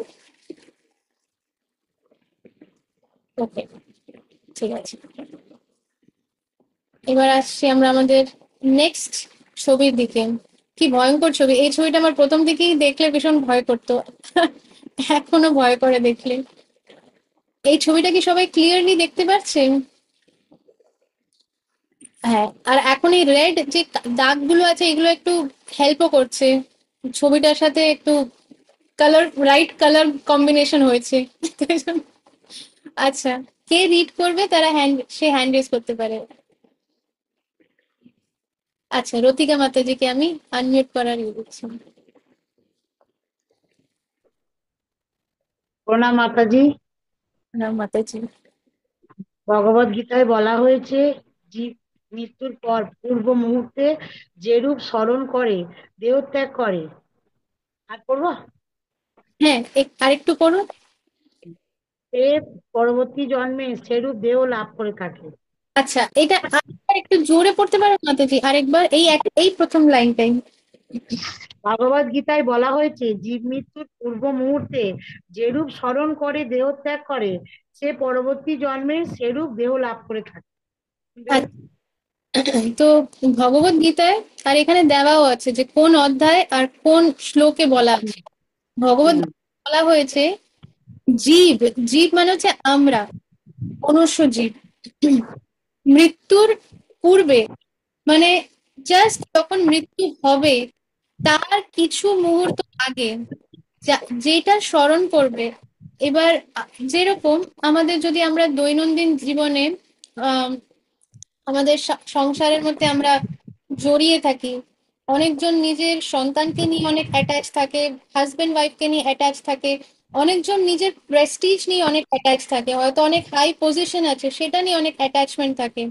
আহ কেউ হয়তো খুব ভালো গান করে, কেউ হয়তো খুব ভালো পেন্টিং করে, তো সেটার প্রতি হয়তো অ্যাটাচমেন্ট আছে যে সবাই আমাকে কত, সবাই আমার গান শুনে বা সবাই আমার পেন্টিং দেখে, বা সবাই আহ, এবার শুধু ভৌতিক জগৎ না, অনেকজন হয়তো ভক্তি করছে, কিন্তু সেই ভক্তির জন্য হয়তো সে অনেক বেশি গর্ব করে যে আমি কত সুন্দর জব করতে পারি, আমি কত সুন্দর ভগবানের সেবা করতে পারি। এনি কাইন্ড অফ গর্ব, কোনো প্রাইড, তার মানে কি আমরা তার সাথে মোহ, আমরা জড়িয়ে আছি, অ্যাটাচড আছি। তখন কি হয়, মৃত্যুর সময় আমাদের এই জিনিসগুলোই আমাদের চোখের সামনে ভাসবে। আর ঠিক যখন আমাদের আত্মাটা এই দেহটা ছাড়বে, ওই মুহূর্তের মধ্যে যেই ছবিটা আমাদের চোখের মধ্যে লাস্ট যে ছবিটা থাকবে, সেই জায়গাতেই আমাদের জন্মটা নেক্সট হবে। তো এটার কি মানে হতে পারে? তো এবার একটা আমাদের পৌরাণিক কাহিনী আছে যে একজন নতুন বিয়ে হয়েছে, তাকে যমরাজ ডাকতে এসেছে, না না না, নারদ মুনি ডাকতে এসেছে যে এবার চলো, এবার তুমি চলো আমার সাথে, আমি তোমাকে চিন্ময় জগতে নিয়ে যাই। তখন সে বলেছে না না না, এই তো আমার বিয়ে হলো, এখন তো ঘর ঘর বাড়ি করতে হবে, এখন গেলে কি হয়, এই বউকে ছেড়ে কি করে যাব, সে তো আমার ভরসায় এসছে। আচ্ছা আচ্ছা, ঠিক আছে। কিছু বছর পরে আবার নারদ মুনি এলেন, এসে নারদ মুনি আবার বললে এবার এবার চলো চিন্ময় জগতে নিয়ে যাই। না না না, এই তো আবার, এই তো দেখো সন্তান হলো, এই ছোট সন্তানকে ছেড়ে আমি যদি চলে যাই তাহলে পরে কে এর রক্ষা করবে, একে কে দেখবে, আমিও তো থাকতেই হবে। আচ্ছা আচ্ছা, নারদ মুনি চলে গেলেন আবার। আবার কয়েক বছর পরে চলো, না না না না না, এখন তো এই সবে এদের বিয়ে হলো, এদের বাচ্চা হলো, আমি যদি এই আমাদের কি বলে আহ নাতি নাতনির সুখী ভোগ না করতে পারলাম, তার আগে চলে গেলে কি হবে নাকি? এই তো নাতি নাতনি জন্মালো, কোথায় কোলে খেলবে আমার একটু, আমাকে দাদু ঠাম্মি এসব বলে ডাকবে, দিদা বলে ডাকবে। আচ্ছা, ঠিক আছে। নারদমুনি গেলেন, তাও আর কিছু বছর পরে। এবার তখন তো আর তার মুখ দিয়ে আর কথাও বেরোচ্ছে না। চলো, না না দেখো, আমি কত কিছু এই যে সম্পত্তি জোগাড় করেছি, এবার তো এই সম্পত্তিগুলোকে এইভাবে রেখে গেলে কি করে হবে? এরা তো জানেও না যে আমার কাছে কি আছে কি ইয়ে। তা বলতে না বলতেই মৃত্যু এসে গেল। কি লাস্ট কথা বলছিল? আমার সম্পত্তি। কি হয়? সেই সম্পত্তি যেখানে সে মানে গুছিয়ে রেখেছে, তার ওপরে একটা সাপ হয়ে জন্মায়। কারণ সম্পত্তি রক্ষা করতে হবে না। সম্পত্তি রক্ষা করার জন্য সব থেকে আমরা সব থেকে ভয় কিসে পাই? সাপকে দেখি, আবার সাপ। তাই জন্য সেই সম্পত্তির উপরে সাপের জন্মগ্রহণ হলো। তো সেই সাপ হয়ে যখন জন্মায়, তখন নারদ মুনি দেখে বেটা এ তো, এর মাঝখানে আরো কিছু কাহিনী আছে, মানে পরের জন্ম এরকম অনেক জন্ম আছে, আমি একদম লাস্ট জন্মে চলে এসেছি। কারণ আমি আর নারদ মুনির মতন আমার পেশেন্স নেই, তাই জন্য আমি শর্ট করে দিয়েছি জিনিসটাকে। তো তখন সাপ হয়ে জন্মায়, তখন নারদ মুনি হচ্ছেন একজন শুদ্ধ ভগবানের ভক্ত। আর যেরকম ভগবান প্রত্যেক জনের ওয়েল উইশার, শুভ চিন্তক, ভগবান সবার ভালো চায়, সেরকমই ভগবানের যারা শুদ্ধ ভক্ত, তারা সব সময় সবার শুভচিন্তক হয়, সবসময় তাদের ভালো চায়। তো নারদ মুনি এই আত্মাকে রক্ষা করতে চাইছিল। এই আত্মাকে যখন বুঝতে পেরেছে যে ওরে বেটা এ তো মানে বিভিন্ন প্রকারের বাহানা দিয়ে কখনোই আমার সাথে চলবে না, তাই নারদ মুনি কি করেছে, ভেতরে গিয়ে সবাইকে বলেছে এই তোমাদের দেখো ওই বাগানের মধ্যে সাপ সাপ সাপ। তখন সবাই কি করেছে, সবাই গিয়ে লাঠি নিয়ে সেই সাপকে মারা শুরু করেছে, ধাই ধাই ধাই ধাই। তখন তখন সেই সাপ, যার ভেতরে আত্মাটা কার, সেই দাদু দেখছো ও বাবা এরা আমাকেই মারছে, আমি এদের জন্য এত করলাম, এরা আমাকেই মারছে। তখন সেই দাদু বুঝতে পারে এই ভৌতিক জগতে কেউ কারুর নয়। আর এই যে দেহ, লাস্ট মোমেন্টে আমরা যেই কথা ভাববো, তার অনুযায়ী যেটা উচিত দেহ হবে, সেই দেহটা আমরা প্রাপ্ত করব।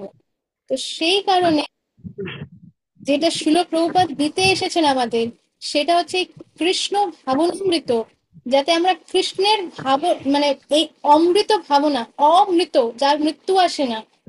মৃত্যু মৃত্যু তাদের আসে যারা ভগবানকে ভাবতে পারে না। আর যারা ভগবানের ভগবানের ভাবনায় চিন্তায় চেতনায় থাকে, তাদের মৃত্যু আসে না, সেটা অমৃত। আবার অমৃত নেকটার, আর ডেথও আসে না। কেন ডেথ আসে না? কারণ তারা এই জগতে চোখ বোঝে কৃষ্ণর কথা ভাবতে ভাবতে, আর কৃষ্ণের চরণে কৃষ্ণের জগতে চোখ খোলে কৃষ্ণর কথা ভাবতে ভাবতে। সেই কারণেই শিল প্রভুপাদ আমাদের এটা দিতে এসেছেন, কৃষ্ণ ভাবনামৃত, যাতে আমরা প্রত্যেক মুহূর্তে কৃষ্ণাকে ভেবে এই জন্মের পর যাতে আমাদের আবার এইখানে জন্ম নিয়ে কষ্ট না পেতে হয়। তো এইটা এখানে এইটাই বলা আছে যে আমাদের শেষ মুহূর্তে মৃত্যুর আগে আমরা যেই আহ এটা কি আহ মুহূর্তে সেরূপ স্মরণ করব। হ্যাঁ, যেই সেরূপ স্মরণ করবো, মানে যেই পিকচারটা আমাদের মাইন্ডের মধ্যে থেকে যাবে, সেইখানে আমরা আমাদের নেক্সট দেহটা পাবো। এবার নেক্সট পার্টটা মাতাজি আপনি আবার পড়ুন। গরুটি, সেখান থেকে আপনি পড়ুন গরুটি। রথিকা মাতাজি, ও রথিকা মাতাজি বোধহয় ডিসকানেক্ট হয়ে গেলেন নাকি? হুম। আচ্ছা, আর কেউ কি পরের পার্টটা পড়তে চায়? হুম। আচ্ছা, ঠিক আছে। অনেকজনই হ্যান্ড রেজ করেছে, কিন্তু আমি দেখছি যে কোনো নিউ পার্সন যদি হ্যান্ড রেজ করে। ঠিক আছে, অনুভব প্রভুকে আমি আনমিউট করতে করছি। মাতাজি, আমি পড়ছি। একটা প্রশ্ন ছিল, এখন করতে পারি? আচ্ছা, প্রশ্নটা করো, বলো। মাতাজি, ধরুন কেউ সারা জন্মে হয়তো খারাপ খারাপ কর্ম করেছে, কিন্তু মৃত্যুর সময় ভগবানকে স্মরণ করে মরেছে, তাহলে পরবর্তী জন্মে তার কি হতে পারে? যদি ভগবানকে স্মরণ করে, সে খারাপ কর্ম করেছে যাই করেছে না কেন, যদি মৃত্যুর সময় সে ভগবানকে স্মরণ করে তাহলে সে ভগবত ধাম যাবে, কারণ এটা ভগবান নিজে ভগবত গীতায় প্রমিস দিয়েছে। এবার প্রশ্নটা হচ্ছে, এটার গ্যারেন্টি কে দিতে পারবে? যে সারা জীবন ভগবানকে না মনে করে থাকে, যার ভগবানের প্রতি কোনো অ্যাটাচমেন্টই নেই, সে কি করে মৃত্যুর সময়, যখন আমাদের কফ পিত্ত বায়ু এই তিনটে একেবারে মানে ইমব্যালেন্স হয়ে আমরা ঠিক করে নিঃশ্বাস নিতে পারছি না, আমরা ঠিক করে কিছু শুনতে পারছি না, দেখতে পারছি না, আমাদের গলায় কফ আটকে যাচ্ছে, এরকম সময় যে সারা জীবন ভগবানকে মনে করেনি, সে মৃত্যুর সময়ও ভগবানকে মনে করতে পারবে না। কিন্তু যদি কেউ মনে করে, কৃষ্ণ প্রমিস করেছে সে ভগবত ধাম যাবে, মত গত্বা না নিবর্তন্তে। তো কৃষ্ণ প্রমিস করেছে এটা। আর আরেকটা জিনিস হচ্ছে যে আম, যে অনেক সময় মানে অনেকজন আহ অনেক সময় ভক্তরাও মানে হয়তো ভক্তি পথে এসেছে, কিন্তু রিয়েলি কি সে ভগবানের ভক্তি করতে পারছে, এটা হচ্ছে প্রশ্ন। কিন্তু একবার যে ভক্তি পথে আসে, তার অ্যাডভান্টেজটা কি, যে সে ভক্ত সঙ্গে আসে। আর যখনই কোনো একজন ভক্ত সঙ্গে আসে, তখন কি হয়, মৃত্যু সময় ভক্তরা তাকে ঘেরে নেয়, আর ভক্তরা ঘেরে কি করে, হরে কৃষ্ণ কৃষ্ণ কৃষ্ণ হরে হরে, হরে রাম হরে রাম রাম রাম হরে হরে। তো ভক্তরা, সে সে হয়তো যে যার মৃত্যু এসেছে সে হয়তো ভক্তি পথে পা রেখেছে বা রাখেনি, কিন্তু ভক্তদের সঙ্গে সবসময় থেকেছে, ভক্ত সঙ্গ করেছে, ভক্তদের হৃদয় জয় করেছে। তখন কি হয়, তার হয়তো ভগবত ধাম যাওয়ার কোনো চান্সই ছিল না, নেগেটিভ, কিন্তু ভক্তরা কি করে, টানতে টানতে তাকে ভগবত ধাম পাঠাবেই পাঠাবে, তার নেগেটিভটাকে 100% পজিটিভ করে দেবে। এইটা হচ্ছে ভক্ত সঙ্গের অ্যাডভান্টেজ। আর যদি কারোর ভক্ত সঙ্গ না থাকে, একা একা ভক্তি করছে, ভেরি ডেঞ্জারাস। ভরত মহারাজ, এখন আমি ভরত মহারাজের স্টোরিতে যাব না, কিন্তু খুবই ইন্টারেস্টিং স্টোরি।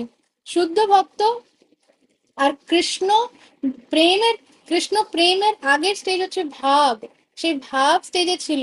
কিন্তু সে ভেবেছে যে আমি আমার কনক কীর্তি কামিনী, সে ভরত মহারাজ মানে রাজা ভরত পুরো ভারতবর্ষের, আর ভারতবর্ষ মানে অনলি ইন্ডিয়া না, এটা হচ্ছে তখনকার ভারতবর্ষ মানে হচ্ছে এন্টায়ার আর্থ প্ল্যানেট, এন্টায়ার আর্থ প্ল্যানেটের সে রাজা ছিল। কিন্তু সে ভেবেছে আমি একা আহ কি বলে ওটাকে বাংলাতে, মানে একান্তে ভক্তি করতে চাই। তাই সে কি করেছে, সবকিছু ছেড়ে, সঙ্গ ছেড়ে সে জঙ্গলে চলে গেছে, আর সেখানে সে সুন্দর করে ভক্তি প্র্যাকটিস করছিলেন। কিন্তু একদিন তার চোখে পড়ে যে একটা হান্টিং করার সময় একটা ডিয়ার, মৃগ, তো সেই ডিয়ারকে হান্ট করে আর মেরে ফেলে। আর সেই ডিয়ারের সাথে ছিল একটা ছোট বাচ্চা, ডিয়ারের ছোট বাচ্চা কাফ। আর সেই বাচ্চাটাকে তারপরে কে টেক কেয়ার করবে, তখন রাজা মানে ভরত মহারাজ, সে অত্যন্ত মানে বিকজ সে বৈষ্ণবের মেয়ে নিয়ে কি কম্প্যাশন, করুণা, তো সে সে এত ওভার কম্প্যাশন হয়ে গেছে যে সেই সেই ডিয়ারের টেক কেয়ার করতে লাগে। আর ডিয়ারের টেক কেয়ার করতে করতে সে নিজের ভক্তিটাকে সাইডে রেখে দেয়। এবার তার সাথে যদি ভক্তরা সঙ্গে থাকতো, তখন ভক্তরাই তাকে মনে করিয়ে দিত যে আরে কি করছো। কিন্তু যেই তো কোনো সঙ্গ ছিল না, তখন কি হয়েছে, মৃত্যুর সময় তার কি মনে পড়েছে, আরে আমার এই ডিয়ারটা কোথায় গেল, বাচ্চাটা কোথায় গেল, কি হবে এবার, আমি মরে গেলে কি হবে ওর। লাস্ট মৃত্যুর আগে সেটা মনে পড়েছে, জন্ম কি হয়েছে, ডিয়ার বডি, মৃগের বডিতে। মৃগ তো মাতাজি ঠিক বলছি তো, মৃগ। তো সেই মৃগ শরীরে, তার দেহে তার জন্মগ্রহণ করেছে, কিন্তু যেই তো যে শুদ্ধ ভক্ত, মৃগের শরীরে জন্মগ্রহণ করে তার পাস্ট লাইফ ফুললি মনে ছিল। তো এটা একটা লম্বা স্টোরি, আমরা ওটাতে যাব না। কিন্তু তাই জন্য এটা গুড কোয়েশ্চেন যে হ্যাঁ, যদি কেউ বাজে কর্ম করেছে, ইয়ে করেছে, কিন্তু লাস্ট মোমেন্টে ভগবানকে মনে করছে, আনসার হচ্ছে ইয়েস, সে ভগবত ধাম যাবেই যাবে। কিন্তু কোয়েশ্চেনটা হচ্ছে, হোয়াট ইজ দ্য গ্যারান্টি? সারা জীবন যে ভগবানের কথা ভাবেইনি, ভগবানের দিকে তাকায়নি, সে লাস্ট মুহূর্তে ভগবান কে বা জানি না, হু ইজ গড, ভগবান কে এটাই যদি না জানে, তাহলে আর কি করে ভগবানকে মনে করবে? আর যদিও বা কোনো দেব দেবীকে মনে করলো, তাহলে সে সেই লোকে যেতে পারে, কিন্তু তার মানে হচ্ছে যে তাকে আবার এই ভৌতিক জগতে জন্ম নিতে হবে, বিকজ এটা হচ্ছে ইনসাইড ম্যাটেরিয়াল ওয়ার্ল্ড, এই দেব দেবীদের লোকগুলো। তো এটা আনসারটা কি ক্লিয়ার অনুভব প্রভু? হ্যাঁ মাতাজি। আচ্ছা, আর তুমি কি রিড করবে, কন্টিনিউ করবে এটা? হ্যাঁ মাতাজি, করবো। যে গরুটি যেখান থেকে শুনেছে সেখান থেকে। হ্যাঁ হ্যাঁ, আচ্ছা। গরুটি কসাইয়ের রূপ স্মরণ করে দেহত্যাগ করার ফলে সে পরবর্তী জন্মে মনুষ্য দেহ লাভ করিবে, এবং গোহত্যার ফলে কসাইটি গরুর দেহ লাভ করবে। যেমন কর্ম তেমনই ফল। হরে কৃষ্ণা। এই জায়গাটা আরেকবার তুমি একটু পড়ো, আর জোরে পড়ো। আচ্ছা। গরুটি কসাইয়ের রূপ স্মরণ করে দেহত্যাগ করার ফলে সে পরবর্তী জন্মে মনুষ্য দেহ লাভ করবে, এবং গোহত্যার ফলে কসাইটি গরুর দেহ লাভ করবে। যেমন কর্ম তেমনই ফল। যেমন কর্ম তেমনই ফল। তো এবার আমরা ভাবতে পারি যে আমি তো কষাই না, বা আমি তো গৌ মাংস খাই না।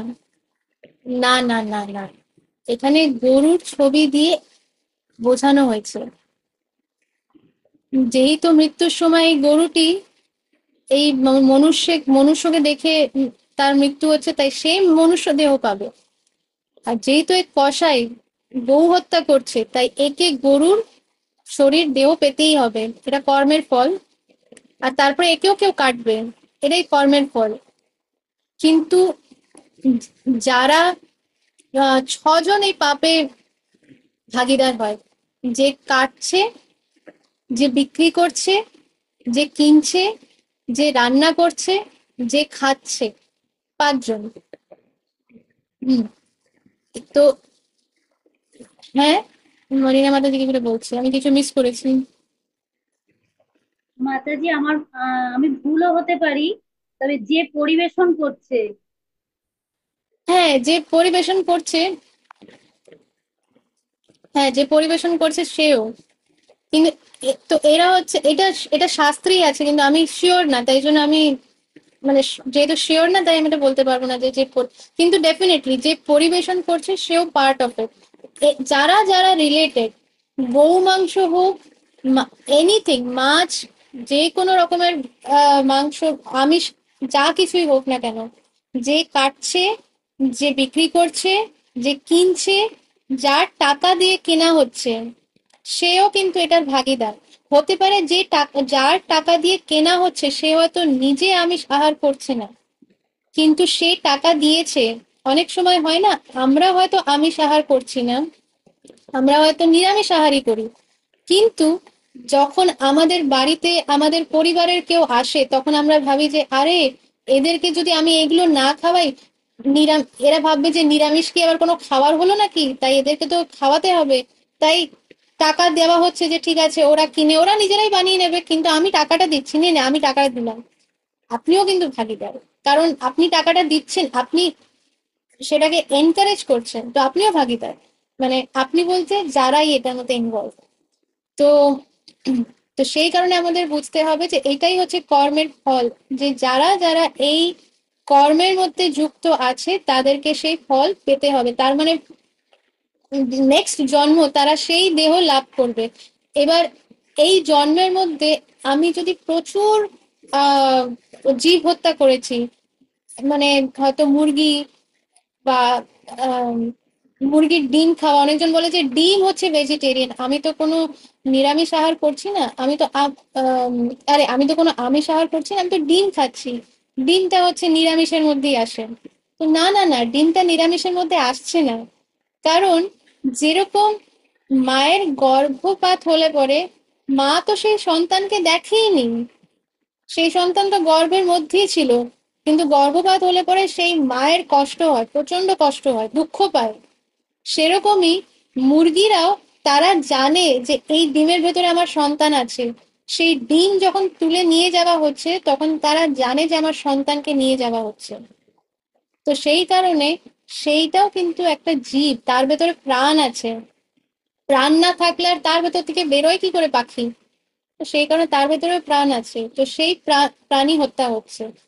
তো যে যে এই এরকম ইয়ে হবে তাকে অনেকগুলো দেহ নিতে হবে, বা হতে পারে যে সে এত এত জীব হত্যা করেছে যে তাকে আলটিমেটলি দেহ না, তাকে নরকে গমন করতে হবে।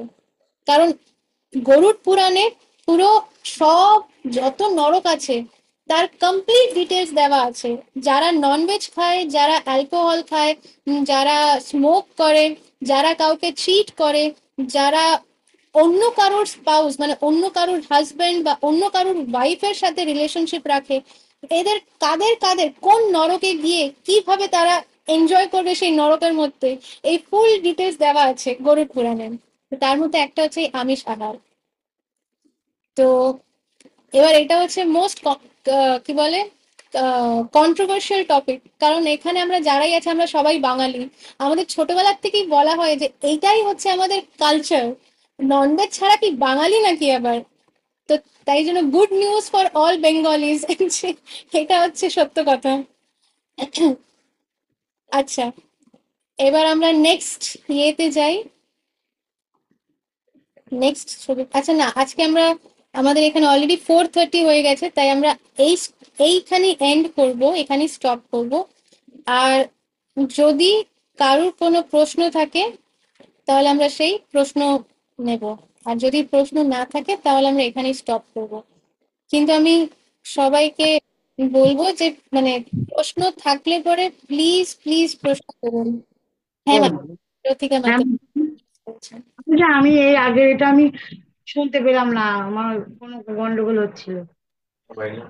আচ্ছা, এই Network- এই পুরো ছবিটাই? না, ছবিটা নয়, আমি কথাগুলোই শুনতে পেলাম না। আচ্ছা, তো ওইটা তো আমরা অনেক মানে অনেকটা ডিসকাশন করেছি মাতাজি। আমি শর্টে এখন বলছি, আর তারপর আমাদের রেকর্ডিংটা থাকবে, তো আপনি রেকর্ডিং এ শুনতে পারবেন। আমি এখন শর্টে একটু বলছি। ঠিক আছে। তো এইখানে পরের পার্টটা যে লেখা আছে, গরুটি কসাইয়ের রূপ ওটা শুনতে পেয়েছি, তার আগেরটা শুনতে পাই, প্রথমেরটা শুনতে পাই। এখানে ইয়ে হচ্ছে যে এখানে বলা হচ্ছে যে যে মৃত্যুর সময় যেই ফটোটা আমাদের ছবি মাথায় থাকলো সেটা আমরা জন্ম, তো এই যে এই ছবিটা এখানে কসাই গরুটাকে মারছে, গরুটা ওই তার মুখ দেখছে বলে পরবর্তী মানে নেক্সট জন্মে মনুষ্য জন্ম পাবে। কিন্তু কসাইটা কি করছে, সে যেহেতু গরুর মানে জীব হত্যা করছে, তাই তাকে পরের জন্মে সেই গরুর দেহ পেতে হবে। আর এটাই হচ্ছে কর্মের ফল, শুধু গরুর দেহ না, সেই যেহেতু এইভাবে জীব হত্যা করেছে তাই তাকেও এইভাবে সাফার করতে হবে। তারও, তাকেও কেউ কাটবে, তাকেও কেউ হত্যা করবে। এবার এইটা শুধু গরুর ব্যাপার না, এটা হচ্ছে যে কোনো আহ আমিষ খাবার, যেটা আমরা বলি এনিথিং, ডিমই হোক না কেন, মাছ, মাংস, ডিম, চিকেন, মাটন, এই যে এগুলো তো আমরা নাম দিয়েছি, আসলে তো এরা হচ্ছে সব প্রাণী। ছাগল, ভেড়া, মুরগি, হ্যাঁ এগুলো তো সব প্রাণী, কিন্তু আমরা নিজেদের খাওয়ার জন্য এদেরকে নাম দিয়ে দিয়েছি মাটন, চিকেন, হ্যাঁ, ডিম, আলোচনা নিবারণ। হ্যাঁ। তো এইটা এইটা বলা হচ্ছে যে যারা যে আম, যারা আহ হত্যা করে মানে যারা কাটছে, যারা কসাই, যারা বিক্রি করছে, যারা কিনছে, যে কেনার জন্য টাকা দিচ্ছে, যার টাকা দিয়ে কেনা হচ্ছে, যে রান্না করছে, যে পরিবেশন করছে, আবার যে খাচ্ছে, সবাই ইকুয়াল ভাগিদার এই পাপে। তো সেই কারণে এদের প্রত্যেককে নরকে গমন করতে হবে। তাই জন্য এরা ভগবত গীতায় প্রথমেই এই জিনিস, এই ছবিগুলো এই কারণে দেওয়া হয়েছে যে ভগবত গীতা পড়তে পড়তে আমরা কবে কমপ্লিট করব এইটা না, কিন্তু পারপাসটা বোঝা যে কৃষ্ণ আমাদেরকে কি বলতে চাইছে। কৃষ্ণ আমাদেরকে রক্ষা করতে চাইছে, যাতে আমাদের এইভাবে সাফার না করতে হয়, যাতে আমাদের নরকে গিয়ে ওখানে মানে বিভিন্ন প্রকারের নরকে কিভাবে কাকে অত্যাচার করা হয়, কেন করা হচ্ছে, এগুলো সব গরুড় পুরাণ বলে একটা পুরাণ আছে, সেখানে পুরো ডিটেলসে দেওয়া আছে, যাতে এইভাবে কাউকে সাফার না করতে হয়। সেই কারণে কৃষ্ণা আমাদের এখানে একটা ব্যারিয়ার, মানে কি বলে, একটা অ্যালার্ট সাইন দিচ্ছে, স্টপ সাইন দিচ্ছে। তো তো এইটাই হচ্ছে মাতাজি, এইটাই আমাদের ডিসকাশন ছিল এই ছবিটা থেকে। ঠিক আছে। আর তারপরে আমি এডিশন করেছিলাম যে আমরা তো সবাই বাঙালি, আমরা সবাই ছোটবেলা থেকে জানি যে আমরা কি পরিবেশে বড় হয়েছি। বাঙালিদের বলাই হয় যে আমিষ, নিরামিষ নাকি, নিরামিষ কি আবার কোনো খাবার হলো? আমিষ না খেলে জোর পাবে কোথার থেকে, প্রোটিন পাবে কোথার থেকে? তো যারা অনেক বডি বিল্ডার্স আছে, ক্রিকেটার্স আছে, আম, তারা নিজেরা বলে যে আমরা একেবারে আম, নিরামিষ ভুজি, আমরা কোনো আমিষ খাবার খাই না, কিন্তু আমাদের বডিতে ফুল প্রোটিন আছে, আমাদের প্রোটিনের কোনো অভাব নেই। তাই যারা এটা বলে যে প্রোটিন কি করে হবে, এই কি করে পাবে, বাচ্চা বাড়ন্ত বাচ্চা সে না খেলে পরে কি করে তার গ্রোথ হবে, এইগুলো হচ্ছে আমরা এই মানে এইগুলো দিই, যুক্তিগুলো এই কারণে দিই কারণ আমরা নিজেদের লোভটাকে আটকাতে পারি না। জিহ্বার যে লোভ, আমরা ভুলে যাই যে একটা প্রাণীকে কাটা হচ্ছে, তার রক্ত বেরোচ্ছে, কিন্তু সেই রক্তটাই আমরা ভাবছি যে কত স্বাদ। কিন্তু যেটা আমরা জানি না সেটা হচ্ছে যে আমাদেরকেও এইভাবেই কাটা হবে, আমাদের রক্ত এইভাবে বেরোবে, আর আরেকজনকেও এটাই বলবে যে কত স্বাদ। আর একটা জন্ম না, যতগুলো, আমরা যতজনকে মেরেছি ততগুলো জন্ম নিতে হবে, কারণ এখানে লেখা আছে না, যেমন কর্ম তেমনই ফল। তো সেই কারণে আম, আমাদেরকে এটা কৃষ্ণ আমাদেরকে রেড অ্যালার্ট স্টপ সাইন দিচ্ছে, যে যারা যারা এটা করছে তাদেরকে এটা বুঝতে হবে। এবার বোঝার পরেও যদি কেউ সেই দিকে এগোয় সেটা আলাদা ব্যাপার। আচ্ছা, আমি এটা এখানে স্টপ করব। আর আচ্ছা, হ্যাঁ, আমার একটা ফিলিং অর অ্যাংজাইটি কিছুই বলো, আমার এক্সপ্রেস এক্সপ্রেস করতে চাই, আমি কি পারি? হ্যাঁ, হ্যাঁ, অফকোর্স। আচ্ছা, আমি এই যে আমরা দেখছি যে আমিষ খাওয়া, ডাইরেক্টলি আমিষ খাওয়া মানে প্রাণীদের মেরে খাওয়া, অ্যান্ড ইনডাইরেক্টলি মানে ওটা যারা যারা অর্থ সঙ্গতি দিচ্ছে এটা করার জন্যে, যারা রান্না করছে, যারা পরিবেশন করছে, এই হচ্ছে, এটা যদি আমরা অ্যাজ এ হোল দেখি, আমাদের এই যে আর্থ প্ল্যানেটের যত নাম্বার আছে, আমার মনে হচ্ছে about 99% peoples are directly or indirectly involved in that. 99% people. তার মানে যে এই এই যে 99% পিপুলের তাহলে কোনো গতিই নেই ধর্মপথে যাবার।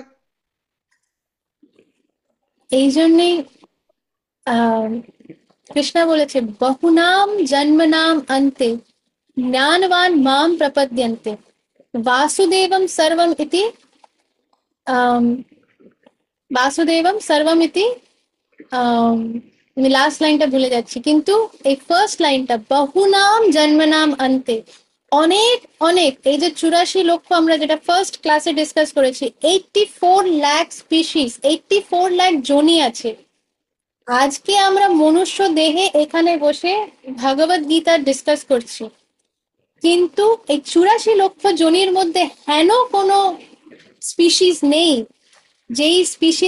যেই জনিতে আমরা নিজেরা জন্ম নিইনি, আমরা নিজেরা দেহ পাইনি, এমন কোনো জনি নেই। আর শুধু একবার না, রিপিটেড অনেকবার আমরা এই 84 লক্ষ জনিতে জন্ম নিয়েছি। ইয়েস, ওই যে 90% বা 99% যারা, তারা এই জন্ম মৃত্যু জরা ব্যাধি প্লাস নরক, এখান থেকে বেরোনোর তাদের কোনো রাস্তা নেই যতক্ষণ বহুনাম জন্মনাম অন্তে, বহুত অনেক অনেক জন্মনাম জন্মের অন্তে, at the end of millions and millions and millions of birth, জ্ঞানবান মাম প্রপদ্যন্তে, একজন যে ভেরি ইন্টেলিজেন্ট, যার সত্যি বুদ্ধি আছে, সে আমার চরণে শরণাগতি নেবে, সে আমার কাছে সারেন্ডার করবে। বাসুদেবম সর্বম ইতি, সে জানে যে এই যা কিছু জগতে আছে সেটা বাসুদেবম সর্বম ইতি। আমার লাস্ট লাইনটা মনে পড়ছে না এখন, কিন্তু এই সব কিছু যা আছে সেটা created by the supreme lord, স্বয়ং ভগবান এই সব কিছু সৃষ্টি করেছেন, সৃষ্টিকর্তা। আর যা কিছু হচ্ছে তার মানে ডুয়ার হচ্ছে কৃষ্ণা। তখন সে কৃষ্ণার দিকে ফিরে তাকায়। অনলি দ্যাট পার্সন যার রিয়েলি ইন্টেলিজেন্স আছে, যতক্ষণ সেই বুদ্ধি আসছে না ততক্ষণ তাকে গোল গোল গোল গোল ঘুরতেই হবে, কিছু করবার নেই। কিন্তু হতে পারে এমন কেউ আছে যে নিজে ভক্তিপথ অনুশীলন করছে। আমাদের মধ্যেই অনেকজন আছে যারা ভক্তিপথ অনুশীলন করছে, যে সৎগুরু বোনাফাইড গুরুর সারেন্ডার করে তার আশ্রয় আছে, আর তারা 4 নিয়মে নিজেরা পালন করছে। কিন্তু হতে পারে তাদের ফ্যামিলি মেম্বার্সরা পালন করছে না, তাদের কিছু করার নেই, তাকে টাকা হয়তো দিতে হচ্ছে ননভেজ কেনার জন্য, কিন্তু বিকজ সে নিজে অনুশীলন করছে আর সে সৎগুরুর কাছে আশ্রয় নিয়েছে, সেই কারণে সে প্রোটেক্টেড। আদারওয়াইজ যতক্ষণ কেউ সৎগুরুর সারেন্ডার করছে না, সৎগুরুর আশ্রয় নিচ্ছে না, যতক্ষণ কেউ ভক্তিপথ অনুশীলন করছে না, নিজে 4 নিয়মের পালন করছে না, ততক্ষণ সে প্রোটেক্টেড না, নট পসিবল। আমি চিন্তা করছিলাম যে ইফ আমি যদি অন্য স্পেসিসকে ভুলে গিয়ে শুধু হিউম্যান লাইফকে দেখি, তাহলে অন্য when 99 অন্য তো when these 99% peoples are knows that, or because these nowadays the Krishna consciousness movement and the other religion also, there are a lot of these things are there. People said that means all those peoples are so full that they are not adopting this. ওই ছবির তলায় লেখা ছিল না, অল্প বুদ্ধি সম্পন্ন যারা, অল্প বুদ্ধি, তাই জন্যই এটা তো কৃষ্ণার ওয়ার্ড। ভগবান যে পরম পিতা, বাবা নিজে বলছে আমার সন্তানটা অল্প বুদ্ধি, তো কি করা যাবে? জানার পরও যদি কেউ এটা না মানে, তাহলে আর কি করা যাবে? এটাই আমার চিন্তা হচ্ছে যে তো এটা যখন তারা জানে, এবং গীতা এবং ভাগবতম এবং অন্যান্য রিলিজিয়াস স্ক্রিপচার, আপনার পুরানা Upanishad, when all these are very very clearly explained, হ্যাঁ, তো তো তো এই যে আজকে যে 99+% যে আমরা এই অবস্থায় আছি, আমরা কেন বুঝতে পারছি না? আর এর জন্য কি করা দরকার যাতে এটা স্প্রেড হয়? কি করা দরকার, and why such action is not being taken? আচ্ছা, এটার আবার দুটো জিনিস আছে। একটা হচ্ছে যে এই যে 90% 99% যেটা প্রভু বলছে, সেটা হচ্ছে সবাই কিন্তু এই শাস্ত্র মানে না, সবাই কিন্তু ভগবানকে মানে না। তারা অনেকজনকে বলে না এথিস্টিক, যারা কি বলে, বাংলা ওয়ার্ডটা কি এথিস্টিকে, যারা ভগবানকে মানে না, নাস্তিক নাস্তিক। তো তারা নিজেদেরকে নাস্তিক প্রাউডলি ইয়ে করে যে আমরা নাস্তিক। সেরকমই অনেকজন আছে যারা হয়তো নাস্তিক না, তারা এইগুলো সব শোনার পরেও তারা নিজেরা যেটা করছে সেটাই কন্টিনিউ করবে, কারণ তারা পারছে না, মানে তাদের তাদের ডিটারমিনেশন নেই, তারা তাদের পারপাসটা বা গোলটা ক্লিয়ার নেই, কারণ ওই ইন্টেলিজেন্সটা। আর এটার জন্য কি করতে হবে? এটার জন্য আমরা কিছু করতে পারবো না, আমরা কারোর জন্যই কিছু করতে পারবো না। আমাদের কাজ হচ্ছে যে আমরা যে অমূল্য মানে যেই ওয়েলথ যেটা, এই ধনটা যেটা পেয়েছি, এইটা যদি আমরা শেয়ার করি, যখন আমরা শেয়ার করবো, যে এখন আমাদের যে ক্লাসটা, এটা হচ্ছে আমি চেষ্টা করছি দেওয়ার। আমি নিজে এত কিছু পেয়েছি যে আমি চেষ্টা করছি এটা দিতে চাই, আর আপনারা চেষ্টা করছেন নেওয়ার, তাই জন্য আপনারা এখানে আছেন। তো যখন এরকম যখন থাকবে, দেওয়া নেওয়ার যখন থাকবে, আর তার মধ্যে হয়তো একজন দুজন তিনজন তারা নিতে পারলো, তখন তারা উপকৃত হবে। কিন্তু আমরা কিছু করতে পারবো না, কারণ সবাই নিজের কর্ম নিয়ে আসছে, আর সবাই সবার ভেতরেই সেই ফ্রি উইলটা আছে, মানে নিজের ইচ্ছের মতন কাজ করবার। সবার ভেতরেই পরমাত্মা কিন্তু তাকে বলছে এটা ভুল করছো, এটা করো না, কিন্তু তারা এটা শুনতে পারছে না।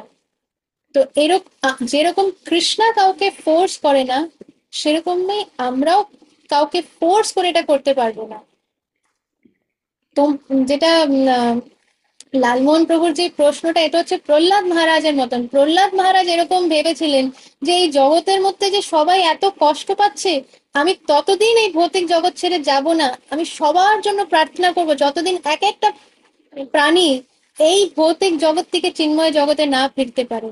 এটা হচ্ছে প্রহ্লাদ মহারাজের মুড, এটা হচ্ছে একটা শুদ্ধ ভক্তের মুড, এটা হচ্ছে আমাদের শিল প্রভুপাদের মুড, এটা হচ্ছে আমাদের গুরুবর্গের মুড, ইসকনের যে আমাদের বর্তমান গুরুবর্গ তাদের মুড। সেই কারণে তারা এত রিস্ক নিয়ে, এত কষ্ট নিয়ে, শিল প্রভুপাদ বর্তমান গুরুবর্গরা তারা এত রিস্ক নিয়ে প্রচার কেন করছে? কতজন তাদের ব্যাপারে কত বাজে কথা বলে, যাদের মানার তারা মানবে, বাজে কথাগুলো যারা মানতে চায়, কারণ তারা নিজেরা ভক্তিপথ করতে পারছে না বলে তারা এনভিয়াস। তাই জন্য যারা প্রচার করছে তাদের ব্যাপারে নোংরা কথা তারা বলতে চায়, যাতে সে ভাবছে যে তারা থেমে যাবে, কিন্তু শুদ্ধ ভক্তকে কেউ থামাতে পারবে না। তারা প্রচার কেন করছে এত কষ্ট নিয়ে? কারণ তারা জানে যে আমরা কতটা সাফারিং, প্রত্যেকে কতটা সাফারিং। তো তারা যাতে সেই কষ্ট থেকে বেরোতে পারে, জন্ম মৃত্যু জরা ব্যাধির থেকে যাতে বেরোতে পারে, সেই কারণেই তো তারা প্রচার করছে, সেই কারণেই তো শিল প্রভুপাদ এত প্রচার করেছেন, আর তার পেছনে কোনো কারণ নেই।